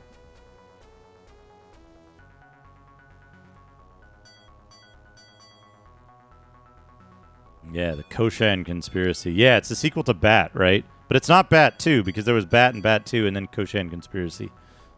Separate games, right? Krypton Egg. Quick Snacks. Everybody's been talking about that recently, I think. Lion King, Little Devil, Lollipop. Never played any of those. One of McCaw's favorites, Lone Eagle Colombian Encounter. He just likes it because he gets to wear the shirt. Magic Carpet. Magic Carpet and Magic Carpet 2. Magic Carpet 2. Hold on. Magic Carpet 2.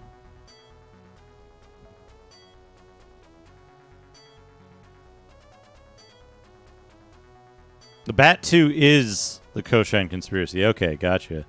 Oh, did I put Master of Orion on yet? Yeah, Master of Orion. Oh, man. We're getting into some good stuff. I still have some of these. Master of Orion. I didn't put Master of Magic. Put Battledrome. I put Battledrome, but I forgot the Metal Tech. Surprisingly, I didn't have Mega Race.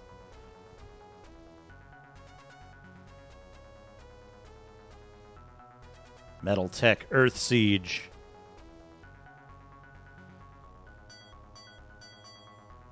Earth Siege was interesting because it was like Mech Warrior, but not. When did Mech Warrior 2 come out? If Metal Tech Earth Siege came out in 94.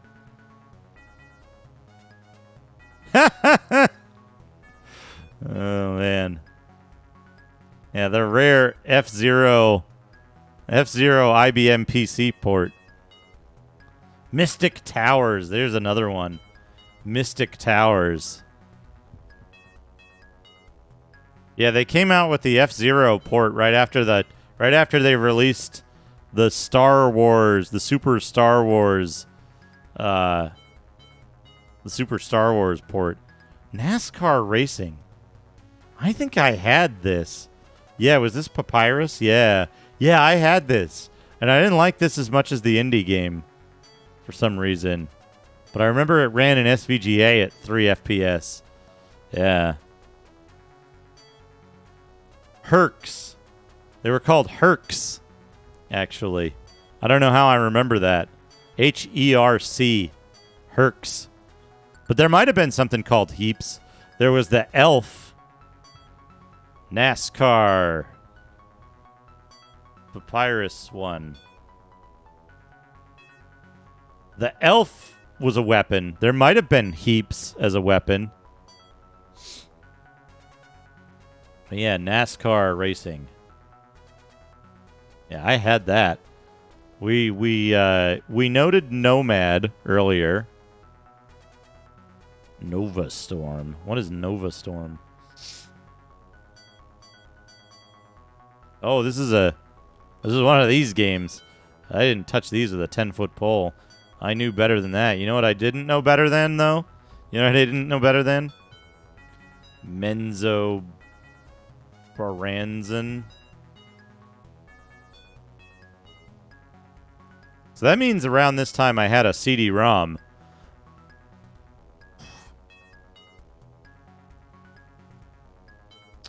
Operation Body Count, I don't run. Overlord. What's Overlord?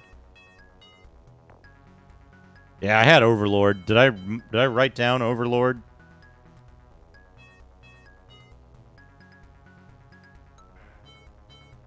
Yeah, I wrote down Overlord. Good. Lance Boyle. Yeah, Lance Boyle. Pizza Tycoon. I feel like I had a type-in game from a book called Pizza Tycoon that wasn't this Pizza Tycoon. It was like you just drop off pizzas, and it was a very simple game. Privateer Righteous Fire I didn't have. I only had Quarantine. I had Quarantine. I sure had quarantine. Didn't write it down either. Oops.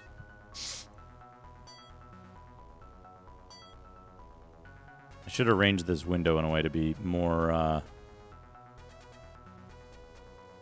quarantine. I didn't have Bioforge. I didn't have it. I didn't have Bioforge at the time. I didn't play Twins in Its Adventure. I didn't play Rise of the Robots, but you know what I did play? You know what I did play?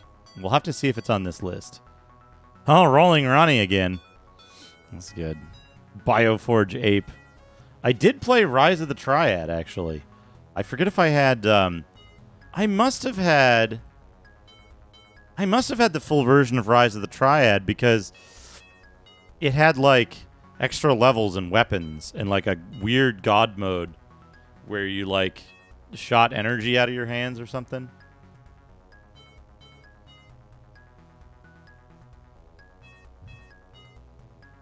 Yeah. Level drain. Level drain is a good mechanic that makes a game fun to play and doesn't just turn people into save scumming.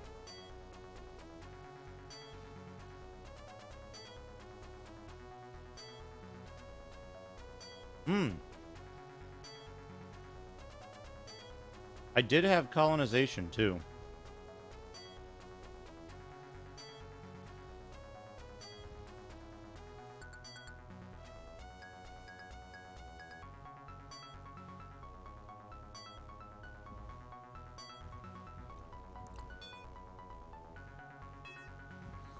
Sid Meier's colon. SimCity 2000 we wrote down earlier. Solar Winds we wrote down earlier as well.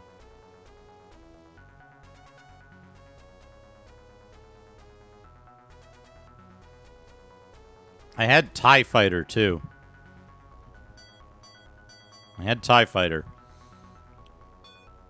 If I remember correctly, you could, like, link the two games together to have, like, versus multiplayer or something. Or maybe I'm just confusing that with,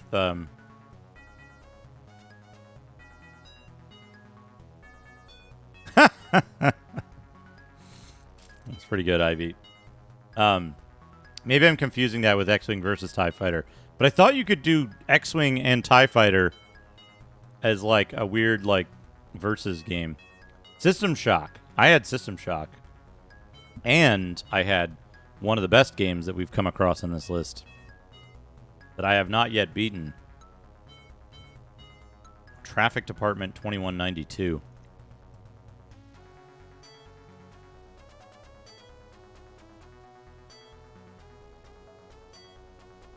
Under a Killing Moon. I never realized it, right? I didn't realize the complexity of it.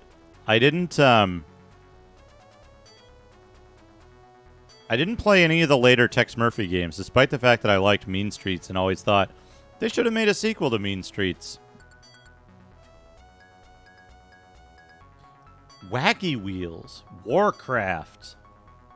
These are games that I had. What is Wizardry, the New Generation? XCOM, UFO Defense. We already got Zone 66 last time. What is Wizardry, the New Generation? No, it's just Wizardry 6 and 7.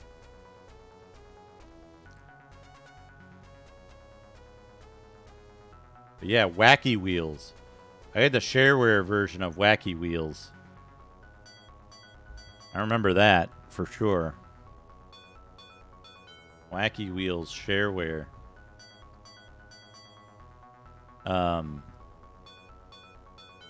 Warcraft. Yeah, I got that. Wrote that down already.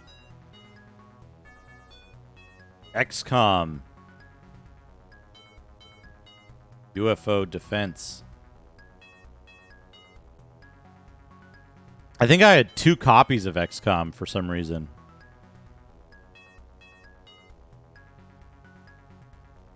Yeah, Wolfenstein. I had that. Excelsior Phase 1 I don't think has come up yet.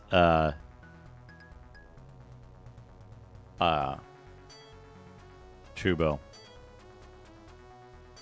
This was another one. Lure of the Temptress is another one that I would see advertised frequently.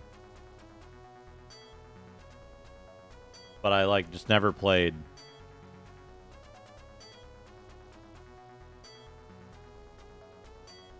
Looked kind of neat, but for some reason I never, like, got around to picking it up.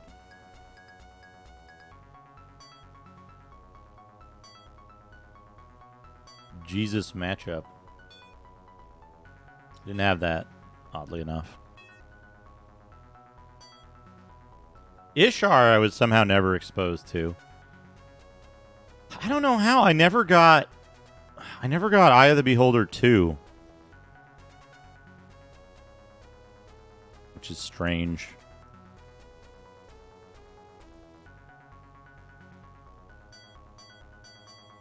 But yeah, a lot of good games in 94. And again, here's the thing. When we get back to this and we do this, there's 967 games listed as 1994.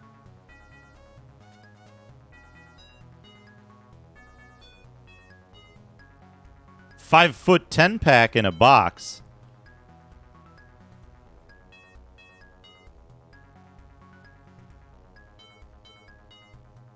Ishar's origin, I think, starts before Eye of the Beholder, right? It's a, like, well, I guess maybe around the same time.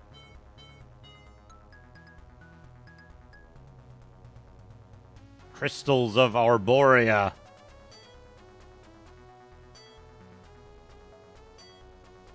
This game.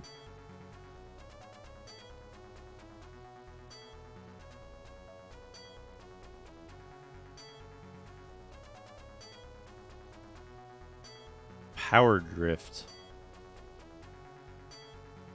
But yeah, there's a lot of stuff that was released in 94. A lot of stuff to look at. So we're going to save these full year dives for, like, separate streams.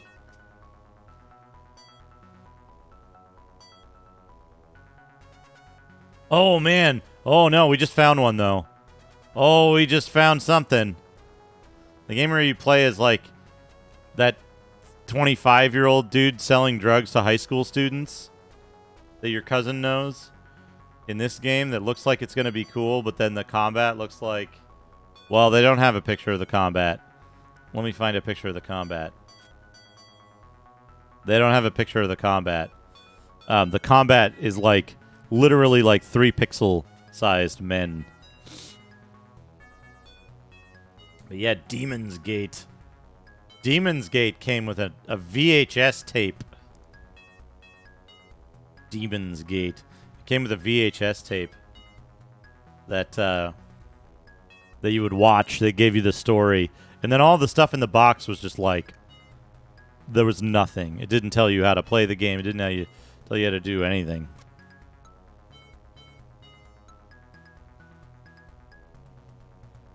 Right, yeah.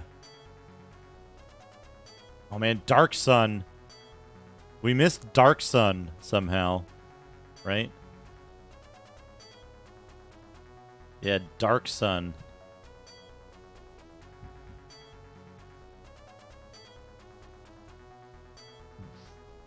Ravaged Lands? What's the first Dark Sun called? Dark Sun. Shattered Lands. I'm combining them. Shattered Lands. I picked up a copy of Dark Sun 1 and 2 on CD, like many, many years later, out of a bargain bin. Yeah, Dark Sun has good damage and death noises. The, like, of all the weird desert creatures you fight. It's barely held together, though. Shattered Lands. Doofus. Doofus is a good name for the... Drake Snake and the Secret Crypt.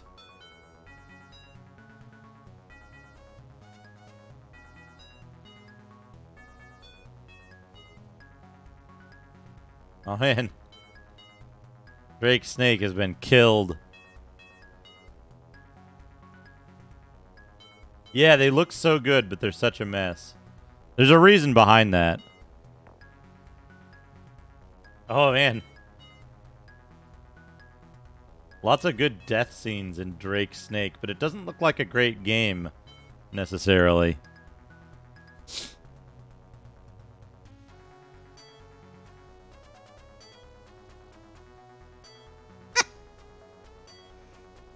Oh, man.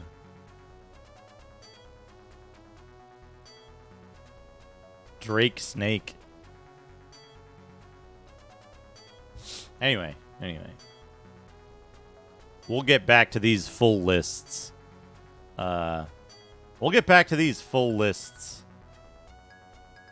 another time. But, let's get back to the video game.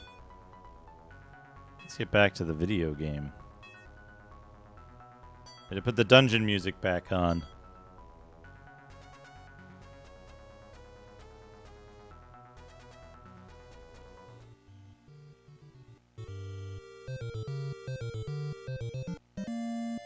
Like, there was one of these tracks. Yeah, this one we don't want. And that one we don't want. Here we go.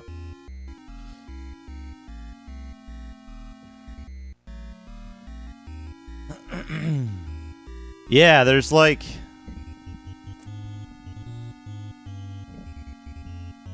There's a lot of... That's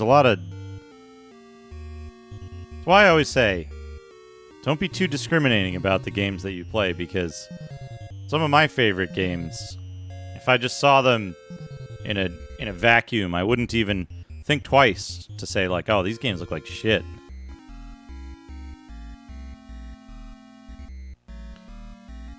Tobor, can you think of any other menacing music like this that I can play behind the dungeon crawling? I was thinking about adding Shadow Gate music, but that's too much of a treat, I think. Alright, we're gonna fight the main mangy dogs.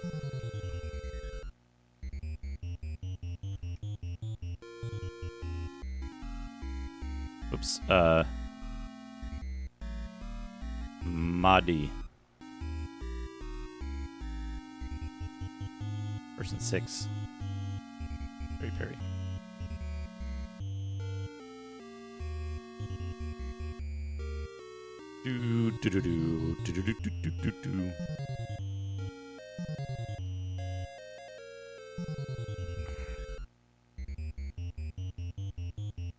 Beef is fully healed.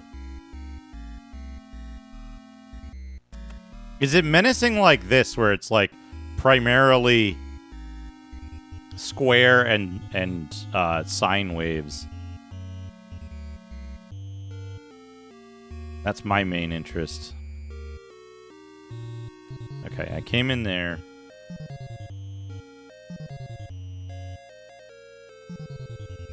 Right? Yeah, okay.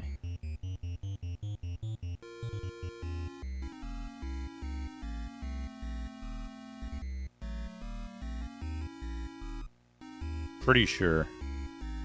Whoops.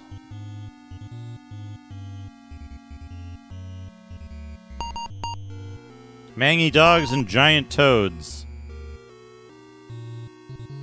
Wizard of War noises. That's a pretty good idea. I didn't start the timer again. I remembered it pretty quick this time, though. Spell. Machinito.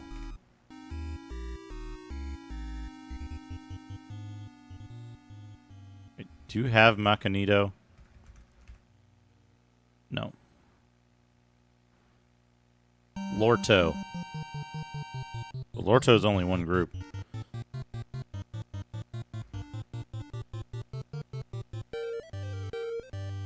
Gotta reorder.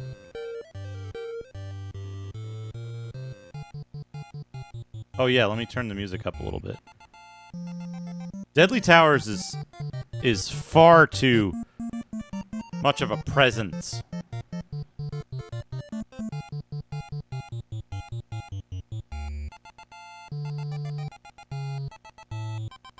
You know? It's like... Yeah.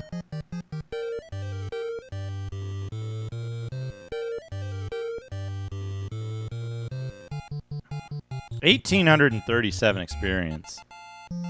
What a good experience fighting dogs and frogs is. Dogs and frogs. Okay. Alright. Let's make sure. Camp. We got a reorder. Dad, beef.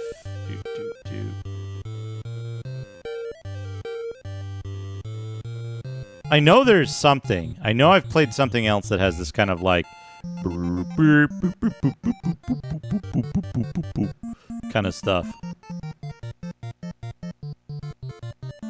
Very little triangle and saw wave in it.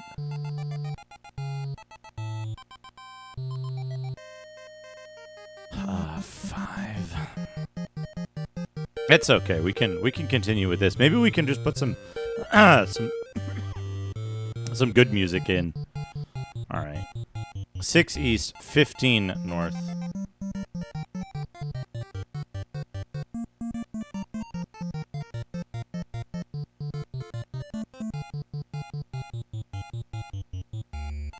Somehow got myself turned around.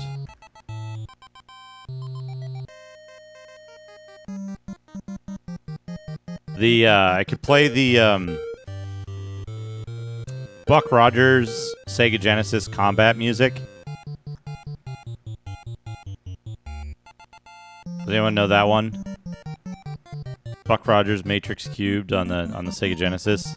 The combat music there. Hold on a second.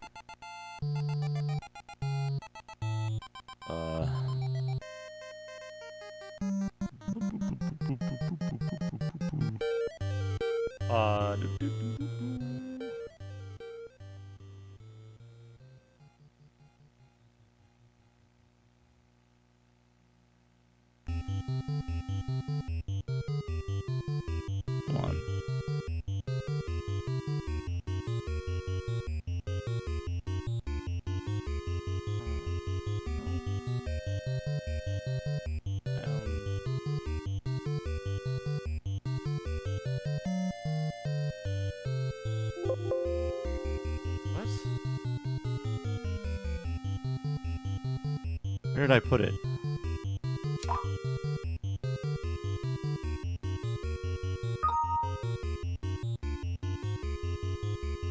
It's not under...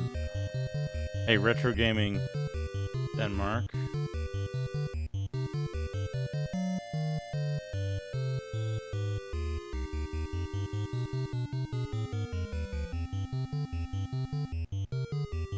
Is it in here? Yeah, here we go.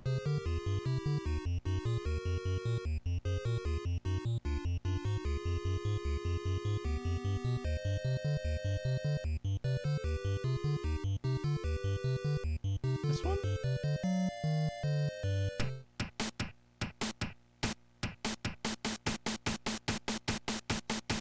There we go. 8 Eyes. A Chronos V2. The original Hot Jams. The original Hot Jams.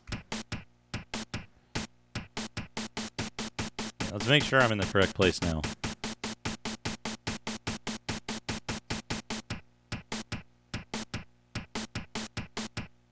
Do my pick.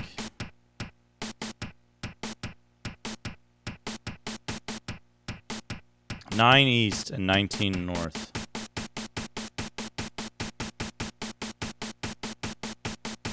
Nine east, 19 north. Okay, yeah, that's correct.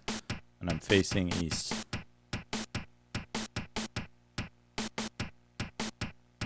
It's only here for the Apple II streams currently, Vivork.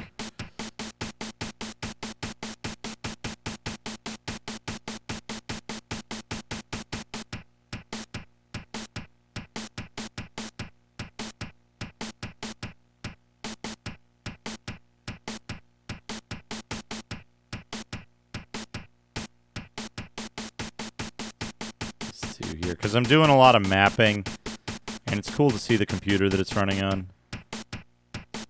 You know? That's my thought, anyway.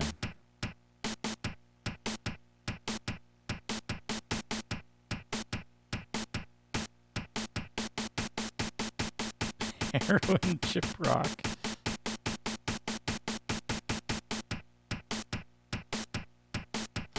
I mean, we have an alternate option for music.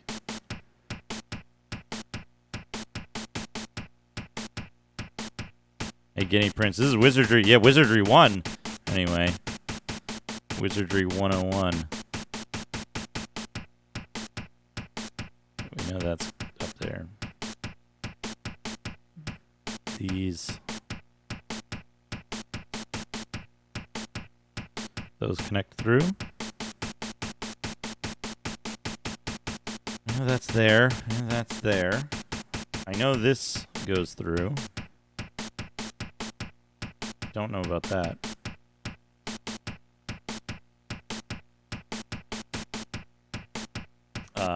Hold on. We can get some good music better.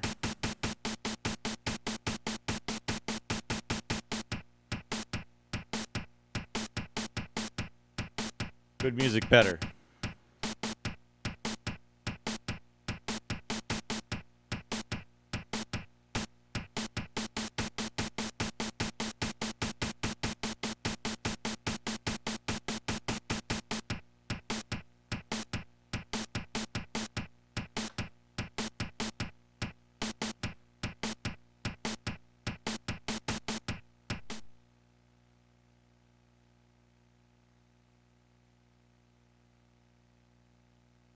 Give me a sec here.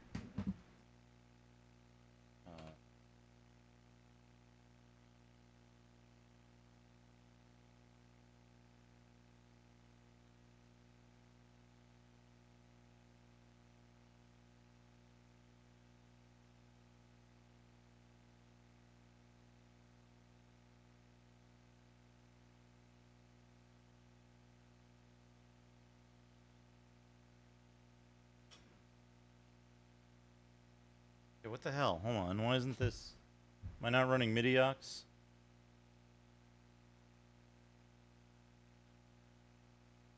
There we go.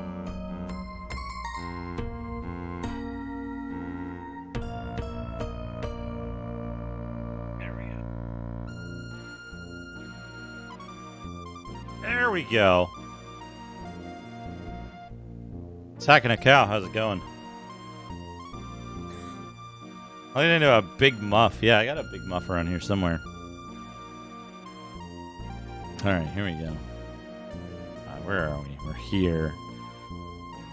You know what that room's all about. Let's find out what this room's all about. What this intersection's all about. A pit! Hey, presto. It's going okay. We're mapping out level 3. We're mapping out level 3.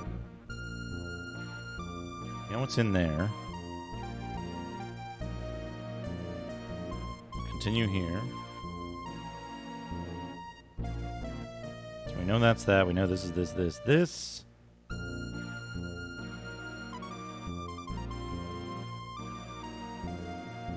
know that connects there.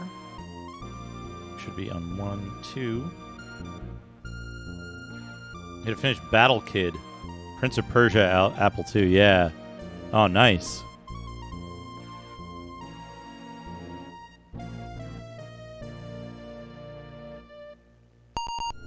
3 dragonflies, we surprised him. Bite. Dalto. Bite. Hey, second account, did I ask you already?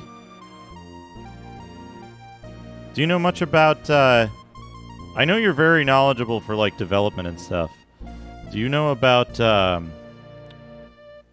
Apple circuitry?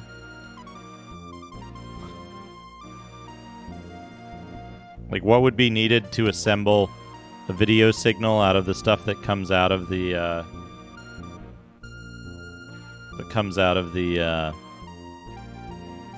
Apple IIc's video expansion port.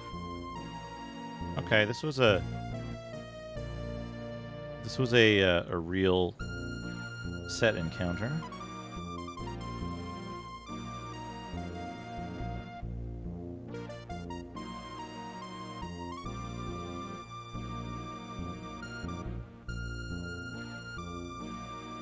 Yeah, it's fairly well documented, I think, on in the service manual.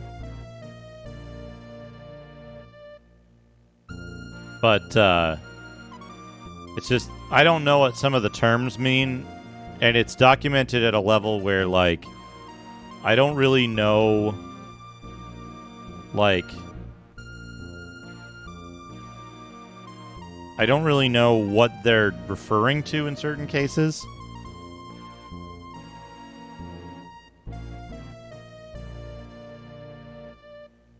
The problem being that I don't have like a scope or a probe to look at it and see what it's actually doing. I just have a multimeter on hand.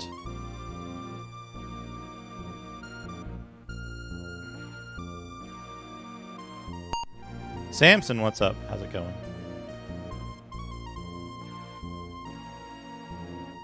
Should say turn around.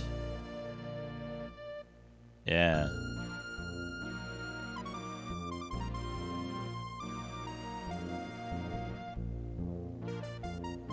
Double check position here.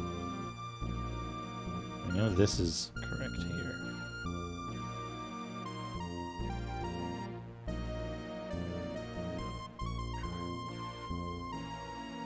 Double check position. Cast Duma Pick.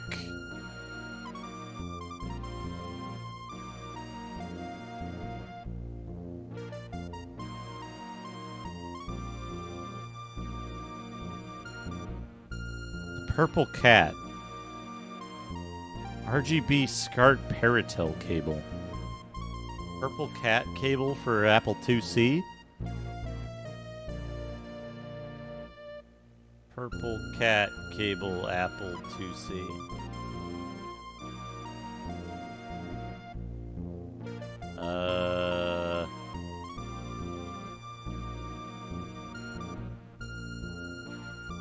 It's not turning up anything. It's turning up,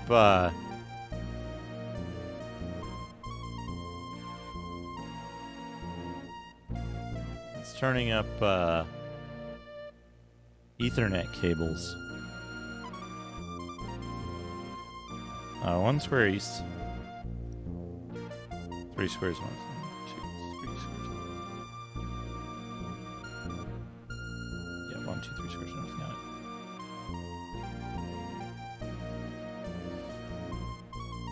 The problem, as I understand it, is all the digital video signals are present on the video expansion port, but not no analog video signal other than the NTSC composite signal. And what I want to do is I want to get am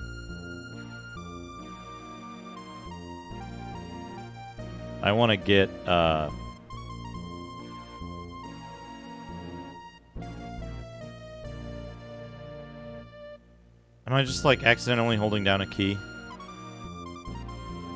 Good thing I was in an area where I can actually tell what I'm doing. I want to get a clean monochrome signal on it so I can do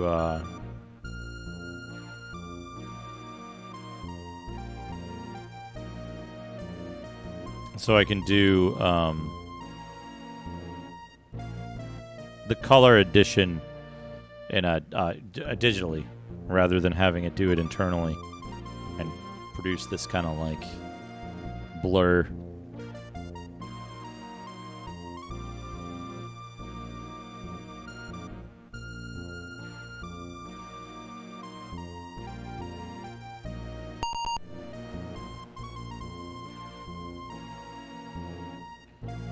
Two rotting corpses that I surprised.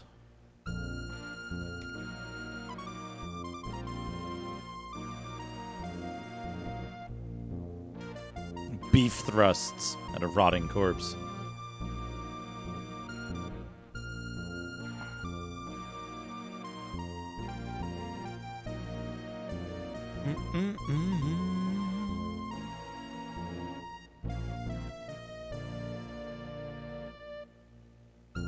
So, when you say disable color bursts, there's a CREF color ref signal that goes into the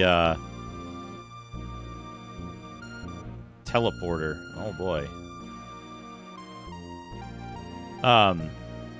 This is something that's probably my poor understanding of it.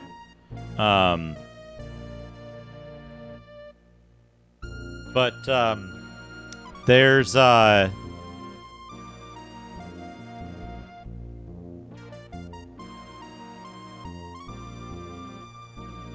difference between an NTSC encoded monochrome signal and what I would refer to as a clean monochrome signal that doesn't have additional NTSC. Like, it's not encoded inside the NTSC shell, right? It's just the internal resolution of the system output, like what you would output to a monochrome non-NTSC monitor, right? Like a digital LCD monitor at the time.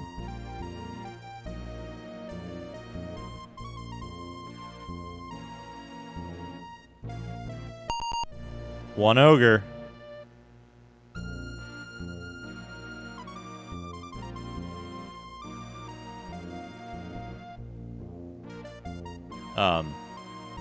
Because the NTSC encoded signal would be, he surprised me and ran away, leaving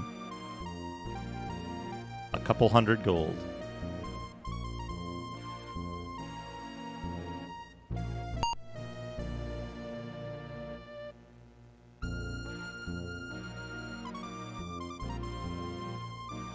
Yeah, you can have an NTSC signal without color that's typically like, it's a 59.97 hertz. It's a 59.97 hertz field rate with 250 lines per field or whatever, right? Like there's parameters to an NTSC signal where like this might be outputting natively. The monochrome signal might be like a 240p signal or something that refreshes 30 times per second, or I don't know. You know what I mean? Not intended for display on a composite device.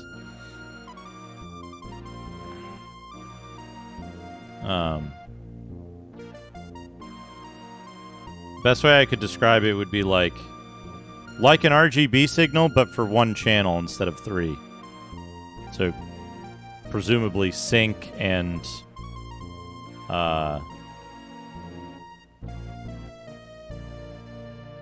presumably like sync and data lines, right? But it might not be that simple. From what I was seeing, it looks like there's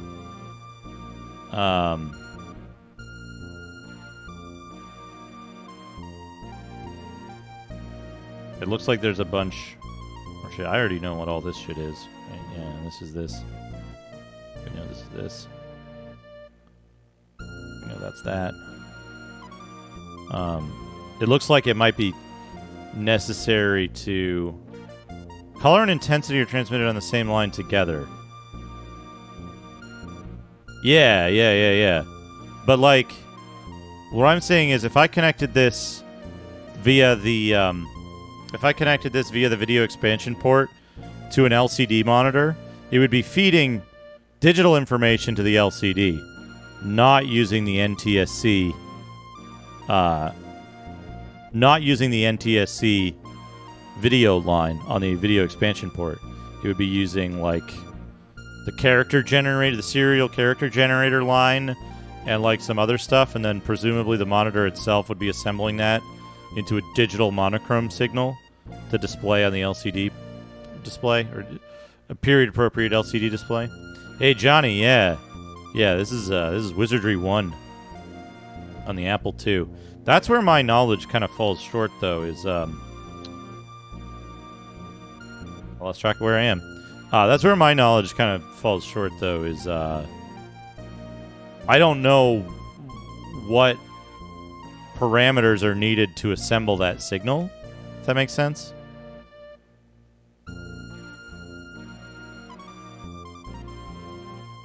So, like, for an analog video signal, I know there's a sync signal on one line, and then there's color signals on each of the other, like, 3 lines, right? Or if it was analog monochrome video, it would be sync on one line and monochrome video on another line, right? And then those 2 signals are combined by the receiving unit to form, like, the pulses for, this is the start of the thing, here's one line, here's another pulse for sync for the end of the line, and here's a new line, and something like that, right? But when it comes down to, like, converting digital data to that analog, I'm a little lost, is the problem. 1 square east, 7 squares north. I'm here. Okay.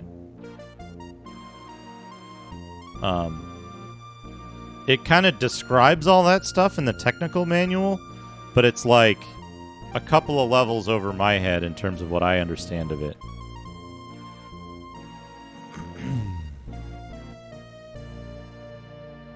There's a SPI. Stairs down.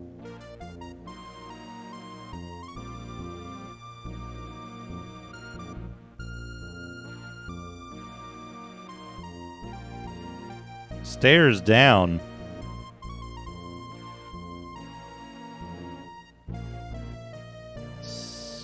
Stairs down.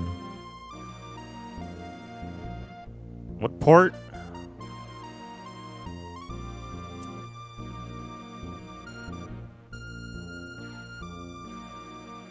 Uh, 1-8.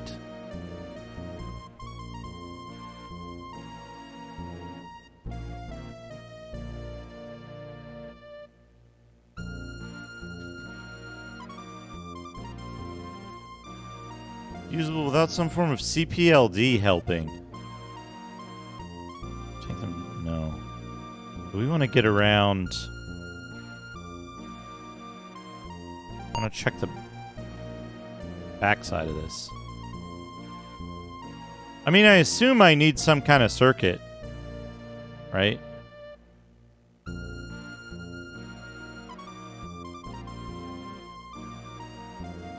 Something's wrong. No.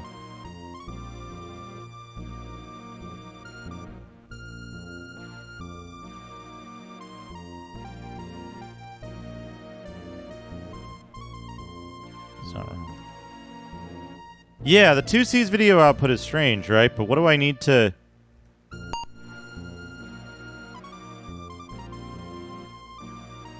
What is needed to actually get a clean monochrome signal out of it that I can capture, right?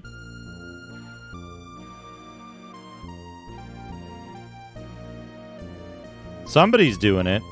There's a VGA adapter, but VGA isn't suitable to my purpose. It's absolutely it's 100% possible. The question is what's needed, right? It's absolutely possible. I could probably get digital video out of it. Feed the digital video into the 3 pins on the... I could feed the digital data into the 3 exposed pins on the mister here and use the D10 to translate it into HDMI. I just don't know how to create RBFs or whatever, you know?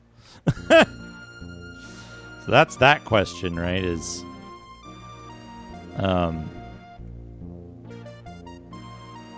Oh, this is odd.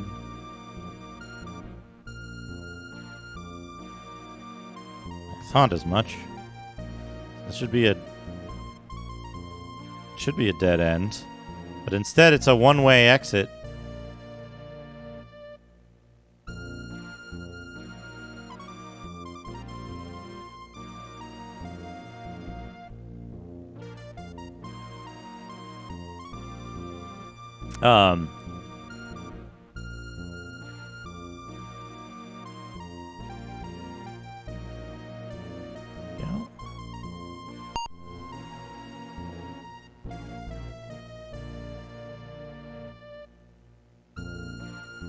Yeah. There's Taters Games. If you look in, are you on my Discord, Taters? If you look at my Discord, search for From Cuba and Apple. Cuba found a this is super dangerous. Cuba found the technical manual on Archive, which covers a ton of stuff. Oh, these are samurai. These aren't ninjas. Never mind.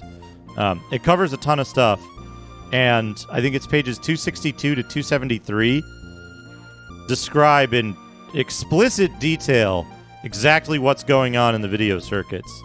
But like I said, the detail is great. It's just above my head because it's like here's the video latch that feeds into the SPI, and this is, this reads high when the character generator is in low resolution mode. And I'm like, okay, this tells something how to react to the data, but what data is it combining? And it has a little diagram of here's where all the stuff goes into the, is it 74 LS6 or something? I forget the exact chip, but it's a parallel to serial converter. There's a name for those type of chips, and it outputs a signal, and then that signal and the sync signal and the color ref signal go into the NTSC hybrid circuit, which outputs NTSC video on the composite thing and the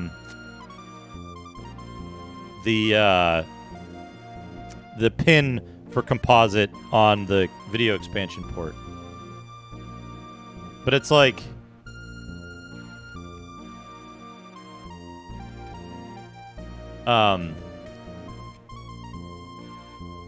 it describes it really clearly for someone who's an electrical engineer in 1980. That's the problem. Because I'm not an electrical engineer in 1980. The kind of people who had built their own ham radios out of spare parts. Which, I think that's a much more rare skill set now than it was in 1980, right?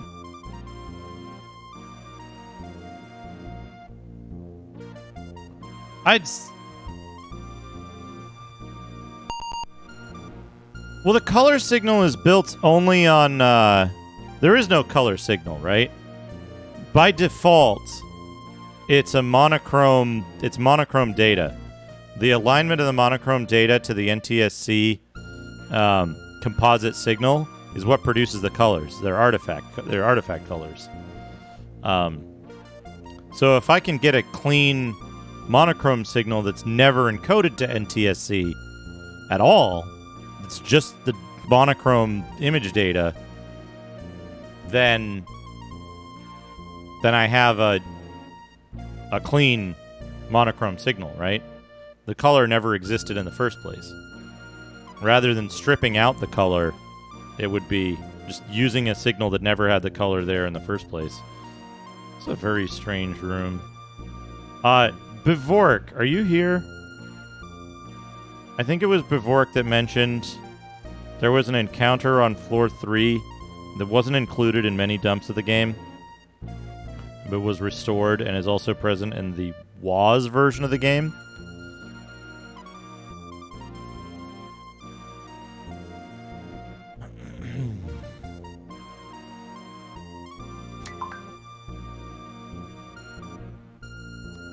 You could just suppress color burst event at the start of the scan line. You get a nice clean monochrome output.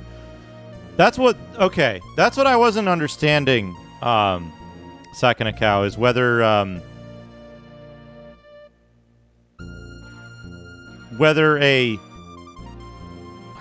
what's the word I'm looking for? A never encoded to NTSC signal and a encoded to NTSC without color burst signal would be identical, or whether they'd be wildly different in geometry some way. It just has no hardware interface to suppress it in graphics mode. Right, that's why, like, that explains this, right? So, like this. Is this is this what I should expect if I get a monochrome NTSC signal? When I go into the camp screen and there's no color stuff because it's only in text mode? Okay. Okay, check this out, right? This is what I'm talking about. Is the signal size for this?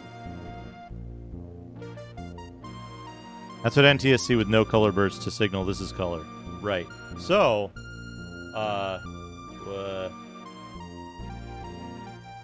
are you? Oh, it's not getting anything because I didn't tell it to get anything. Let me load up Vision real quick. 3?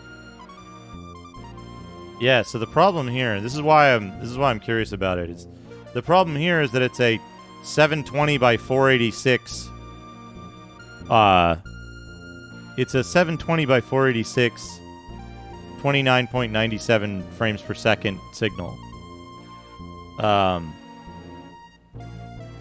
So the like pixel clarity in this, I don't know if it'll work. BNU probably knows whether this would work. But if I hold on a second, can I do this? I don't know. Yeah, I can. I can do this. So like if I go like what if I take like 500 off it? Yeah, here we go. Here we go. Whoops. That's too many. That's too many.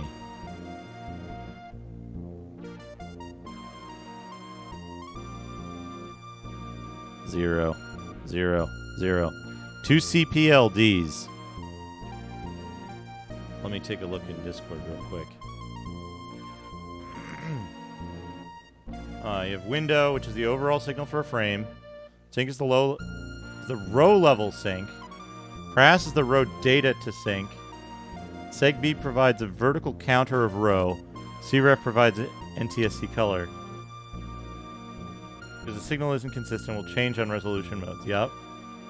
If you use the logic analyzer to capture all these signals to see what they do when sync happens, you need to feed all this into a DAC, which barfs out your picture.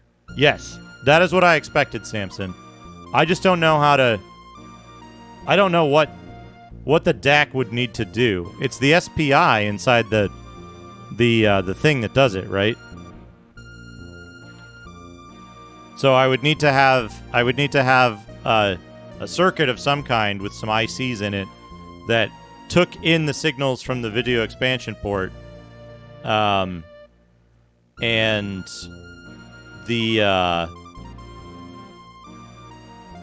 it would take those in and it would feed out monochrome analog video that was synced to whatever the size of the graphics mode was, which is indicated by the pins on the expansion port, right? Let me click this link up here. Which is a gigantic array of 1 zeros is the screen size. Okay.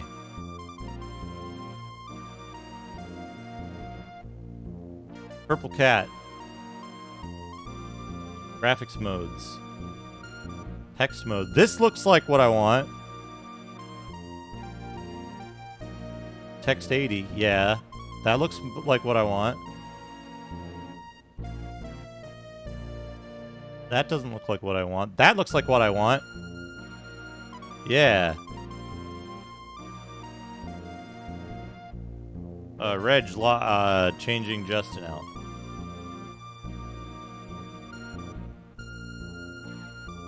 Go back to Brian for now. Hey, Sever B, how's it going? Generate a signal. What is... Why am I blanking on what CPLD is?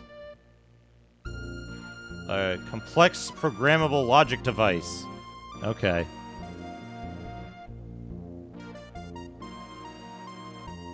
Gotcha.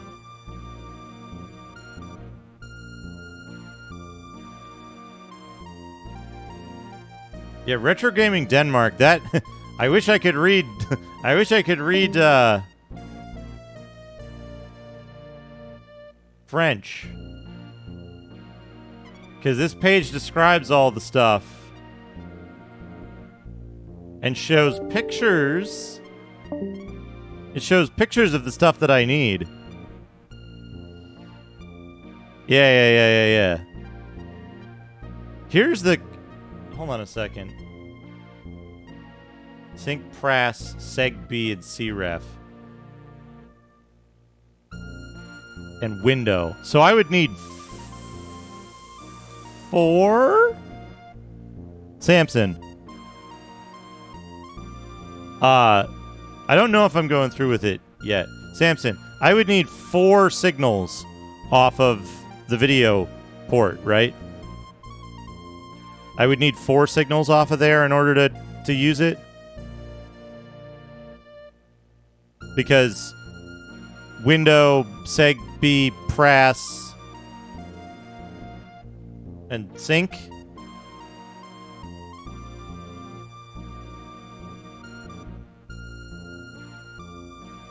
Because I have a really stupid idea.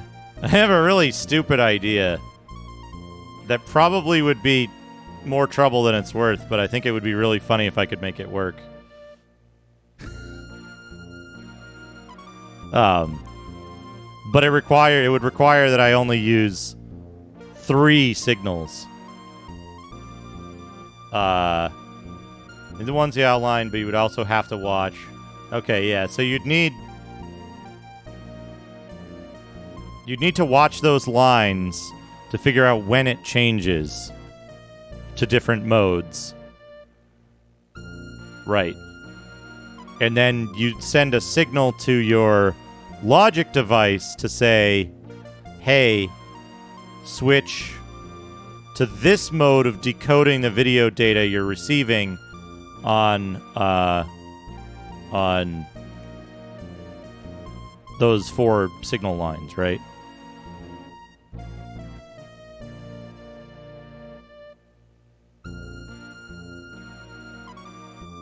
Okay.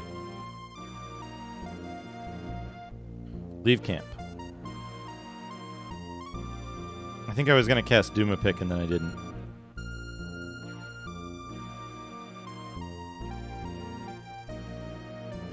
Is the stairs down? Yeah. Okay, good.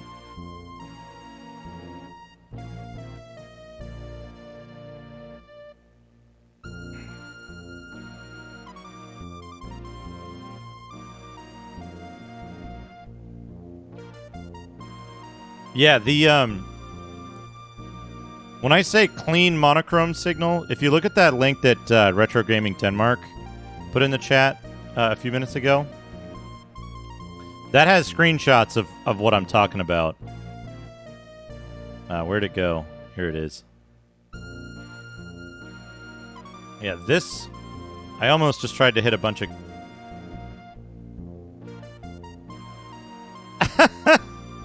That's pretty good, Sakanakel.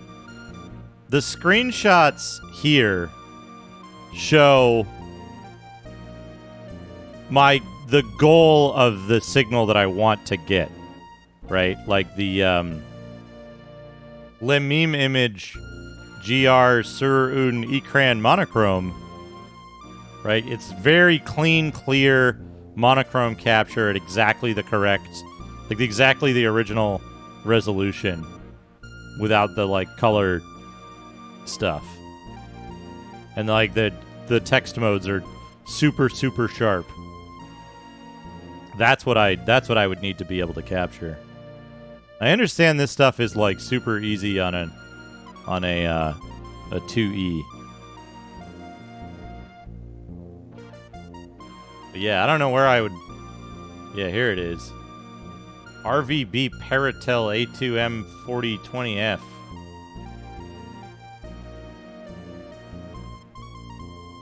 French. Here's left empty.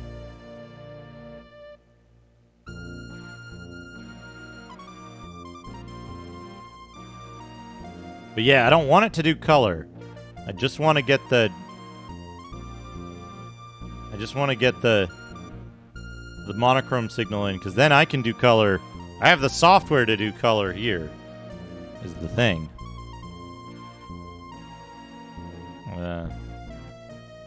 Where am I? I'm getting lost. What does this say? Turn left. Turn left.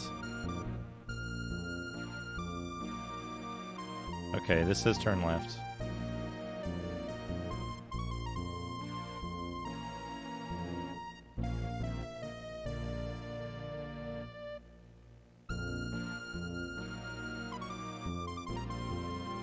Turn right.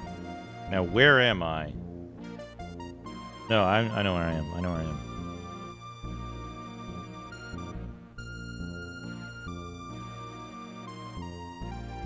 Well, so the problem is, the problem for me anyway, is that, the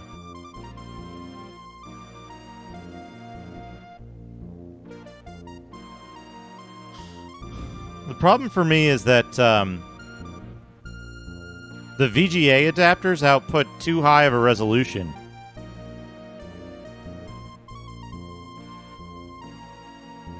Right? They convert it to actual VGA resolution. But I mean, I guess I could tap it in there somewhere, right? Before it gets scaled. But only if their circuit design is like that, right? Ideally, you'd want to scale it digitally and then convert it to analog as late as possible, but you know, who knows if they do that.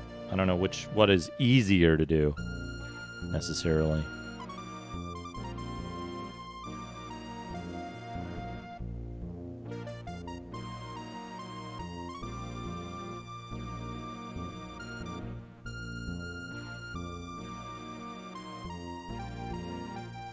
Yeah, but then it wouldn't work. That's what I'm saying, Samson. It needs to be original resolution, not VGA resolution. If it's not original resolution, then it's not going to work for my purposes.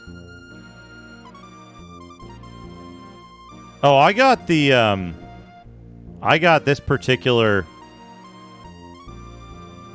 I got this particular Apple IIc because it was sent to me for free by Pac-Man Red. Thank you very much, Pac-Man Red.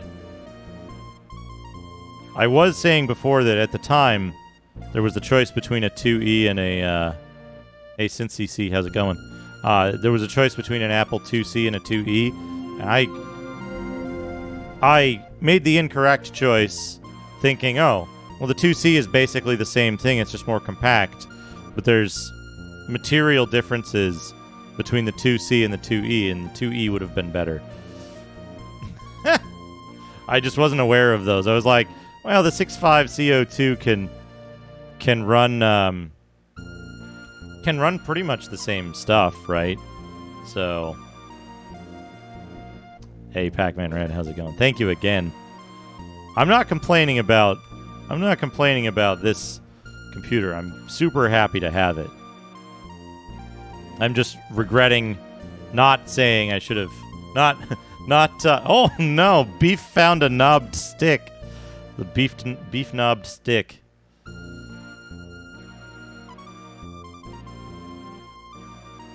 Two encounters. Back to back. 4 weird humanoids. It's like a family reunion. Ha ha! I'm just kidding. I like my family. My family's great. Dalto.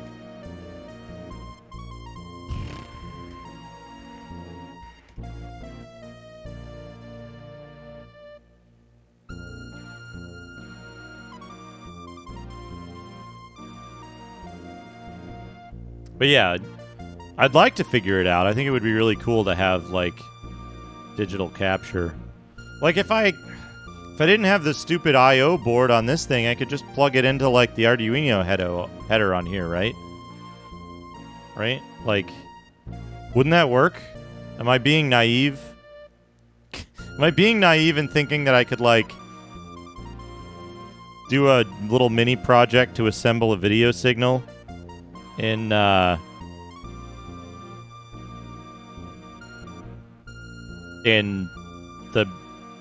DE10 Nano somehow.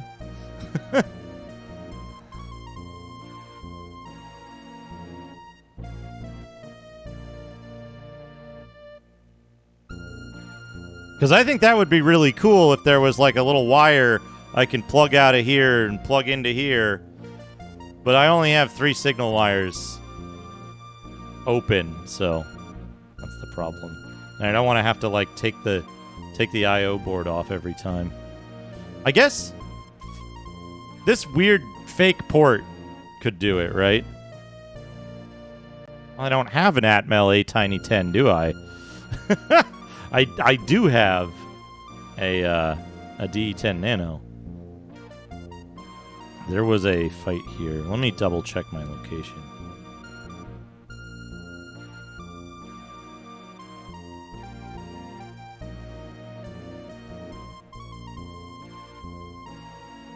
Do my pick. Yeah, just drop by Denmark and stream from that one. Yeah. 11 east, 16 north. 16 north, 11 east. Yeah, so there was an encounter here.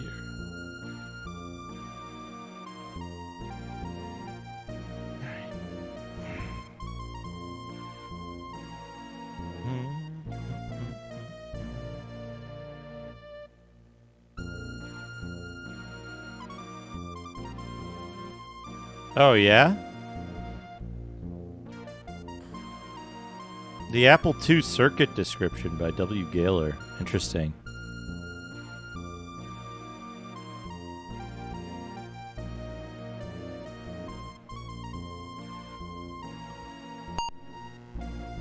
A pit!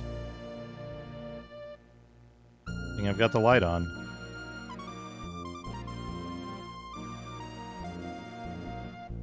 Do you suppose all these pits lead to the same place?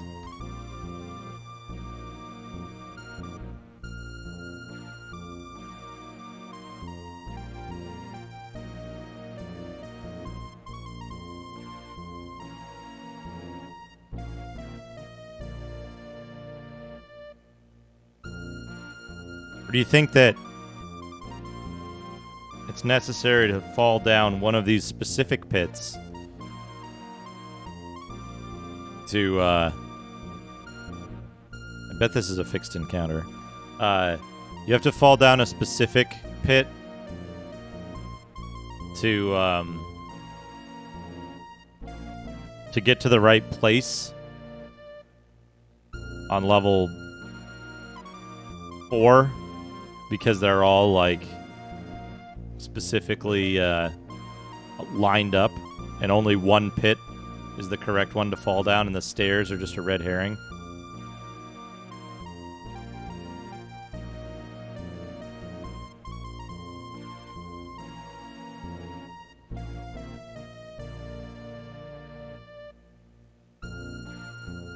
This game wouldn't do that, right?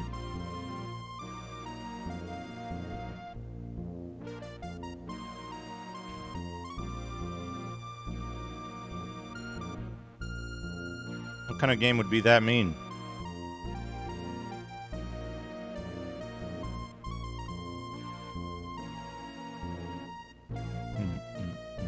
A little bit of Digimag. Nico Jazz.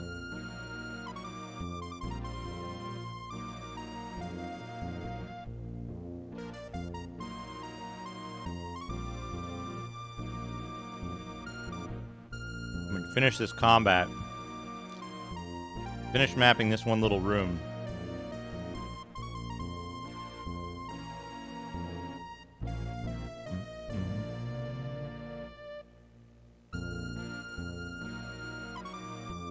Yeah.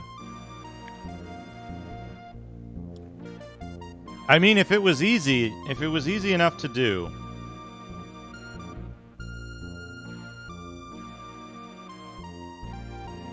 then it would be a cool project to do, and then like share the details of it, because you know. All right, let's Let's pause the timer. It's time for Digimag again. It's time for Digimag again.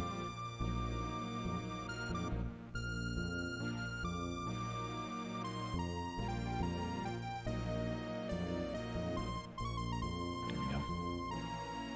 Time for Digimag again. We gotta get rid of the manual.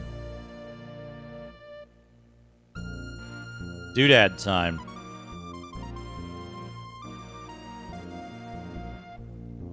Let's look at the weird British computer magazine, Computer and Video Games. Which one did we look at before? Where did we leave off with this? Pretty sure we haven't seen this one. That's really good cover art. The Fun Computer Magazine. We see issue 3? Well, we haven't seen issue 3. That's got good cover art too. Pretty sure we saw issue 2. Yeah, we saw issue 2. Here we go. Here we go. We're gonna put this in book view. Here we go. Look at this. Good lore master wizard shooting magic missiles at a ice dragon. The magazine that makes computers fun, fun, fun. Set this aside.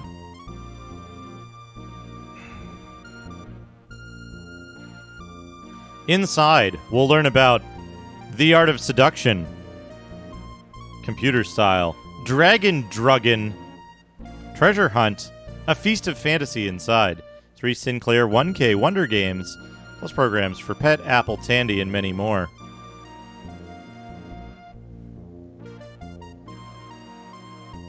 Yeah, that's the problem, Taters Games. What the signal probably looks like.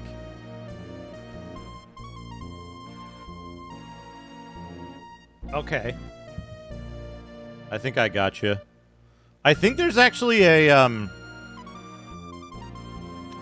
Samson. I think there's a diagram that looks pretty similar to that.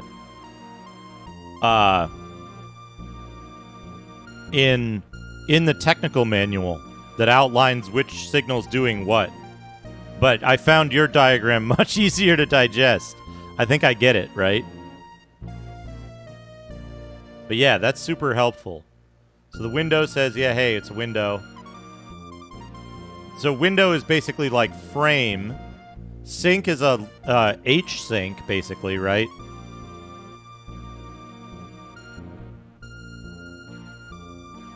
And Prass is the character generator? Yeah, one... Yeah, okay.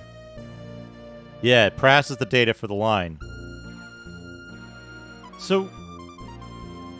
Wait, is Seg B always the opposite? No, it's not at the end.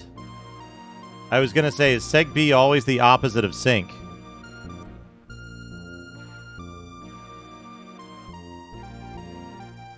End of line pulse. But Sync pulse is low at the end of a line as well, right?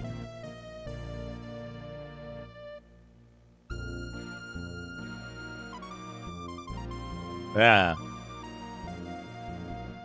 Yeah. Because if that was the case, then Windows Sync and Press would be enough to get... Three of those signals would be sufficient to reproduce video data. And then I would just need to... I would just need to have a function to figure it out from the thing. Shadrock, thank you for redeeming Think. We will think right after we do this Digimag. Actually, you know what? You know what I'm going to do real quick? I'm going to run to the restroom real quick. Because we're going to have a big, long content session. I was thinking about running to the restroom after the magazine. But if we're going to do Think right after, let me run to the restroom real quick now.